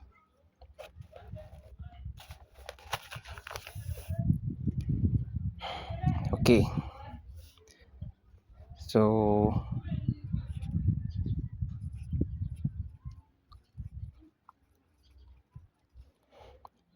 even here we are going to factor out this 2 on the denominator.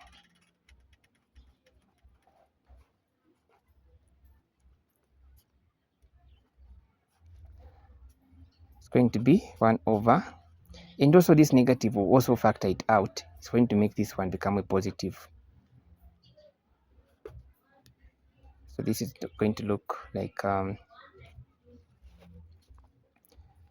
e power 2x sine x.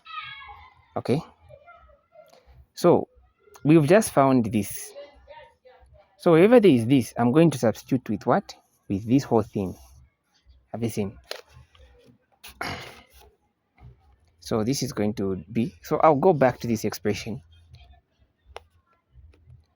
and I'll rewrite the stuffs.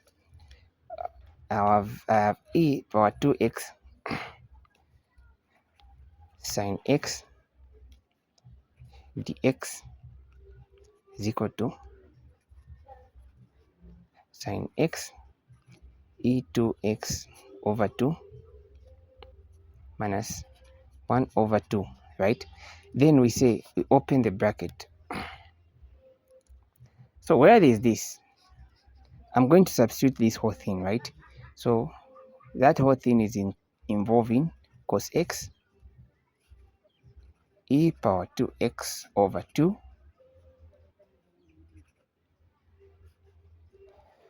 plus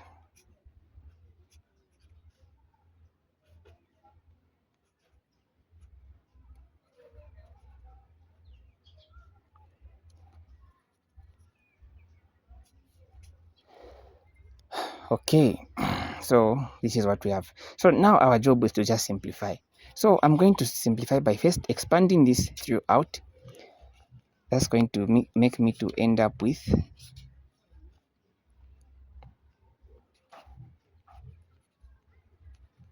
sine x dx is equal to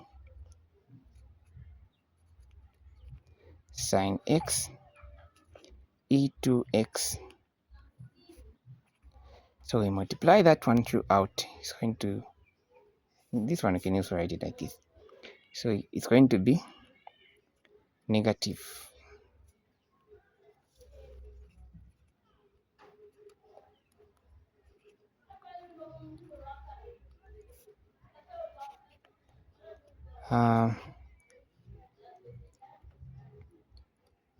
okay, then this times this is going to make this one become negative 1 over 4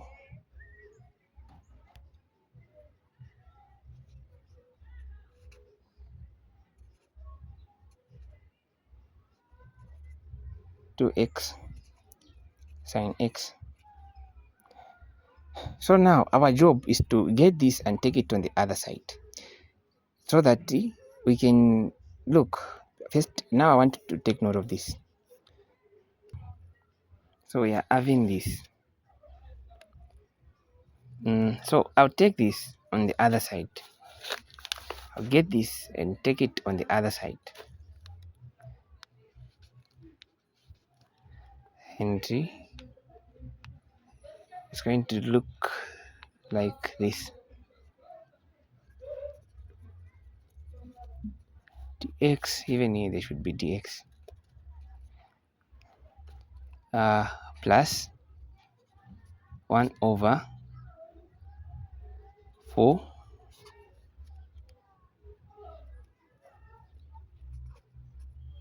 e2x sine x dx.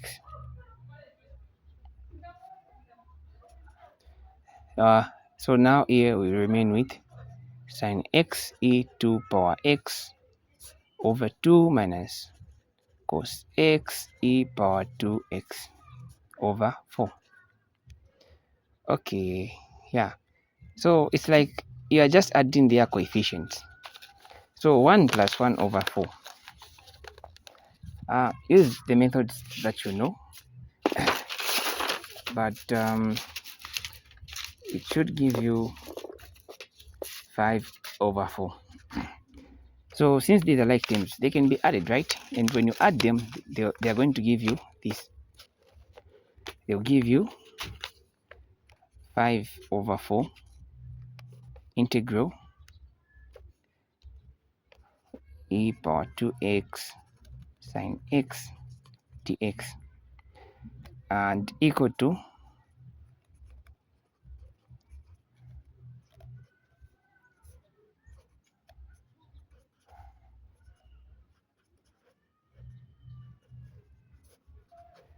okay. So divide through by 5 over 4 over 5 over 4. So your job is to just simplify. So you can simplify this by we just need to end up this side. We just need to remain with this dx. So in short, the simplest way you can simplify this is by saying this whole numerator times 4 over 5. Okay, that when you simplify, it should eventually leave you with, because when you multiply 4 over 5 times this, it will cancel the 2. So on the numerator, you will just remain with 2 sine x e power 2x over 5. When you multiply this times this, look, simplify in whichever method you think you're comfortable with, okay?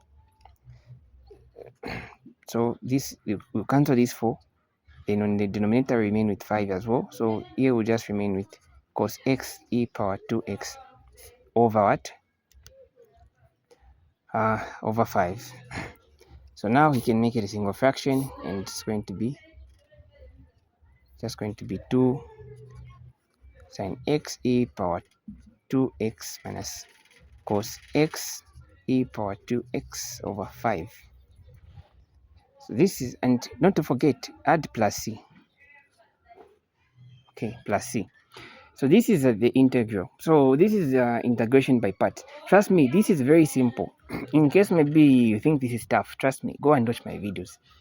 Go on the A Plus Academy app and watch my videos, and I guarantee you, if you pay attention watching the videos, trust me, I've taught these things step by step. Yes. So I hope that you've enjoyed this video, and make sure that you subscribe to the YouTube channel, and make sure that you also subscribe to our tutorials, the A Plus Academy tutorials, and download our app. In case you are behind and you want to catch up, there is our app there on Play Store, where you find recorded video lessons. Or if you want more instructions, you can contact me on this line, which I also put on the screen, which is 0777 25 414. This. Alright, students. So this is the A Plus Academy app. So this is where you find pre-recorded video lessons for NS work from term 1 to term 3 and other documents which are necessary. Okay, so just go on Play Store and search for A Plus Academy app. This is the app icon that you should go for. When you download, open the app by going on open.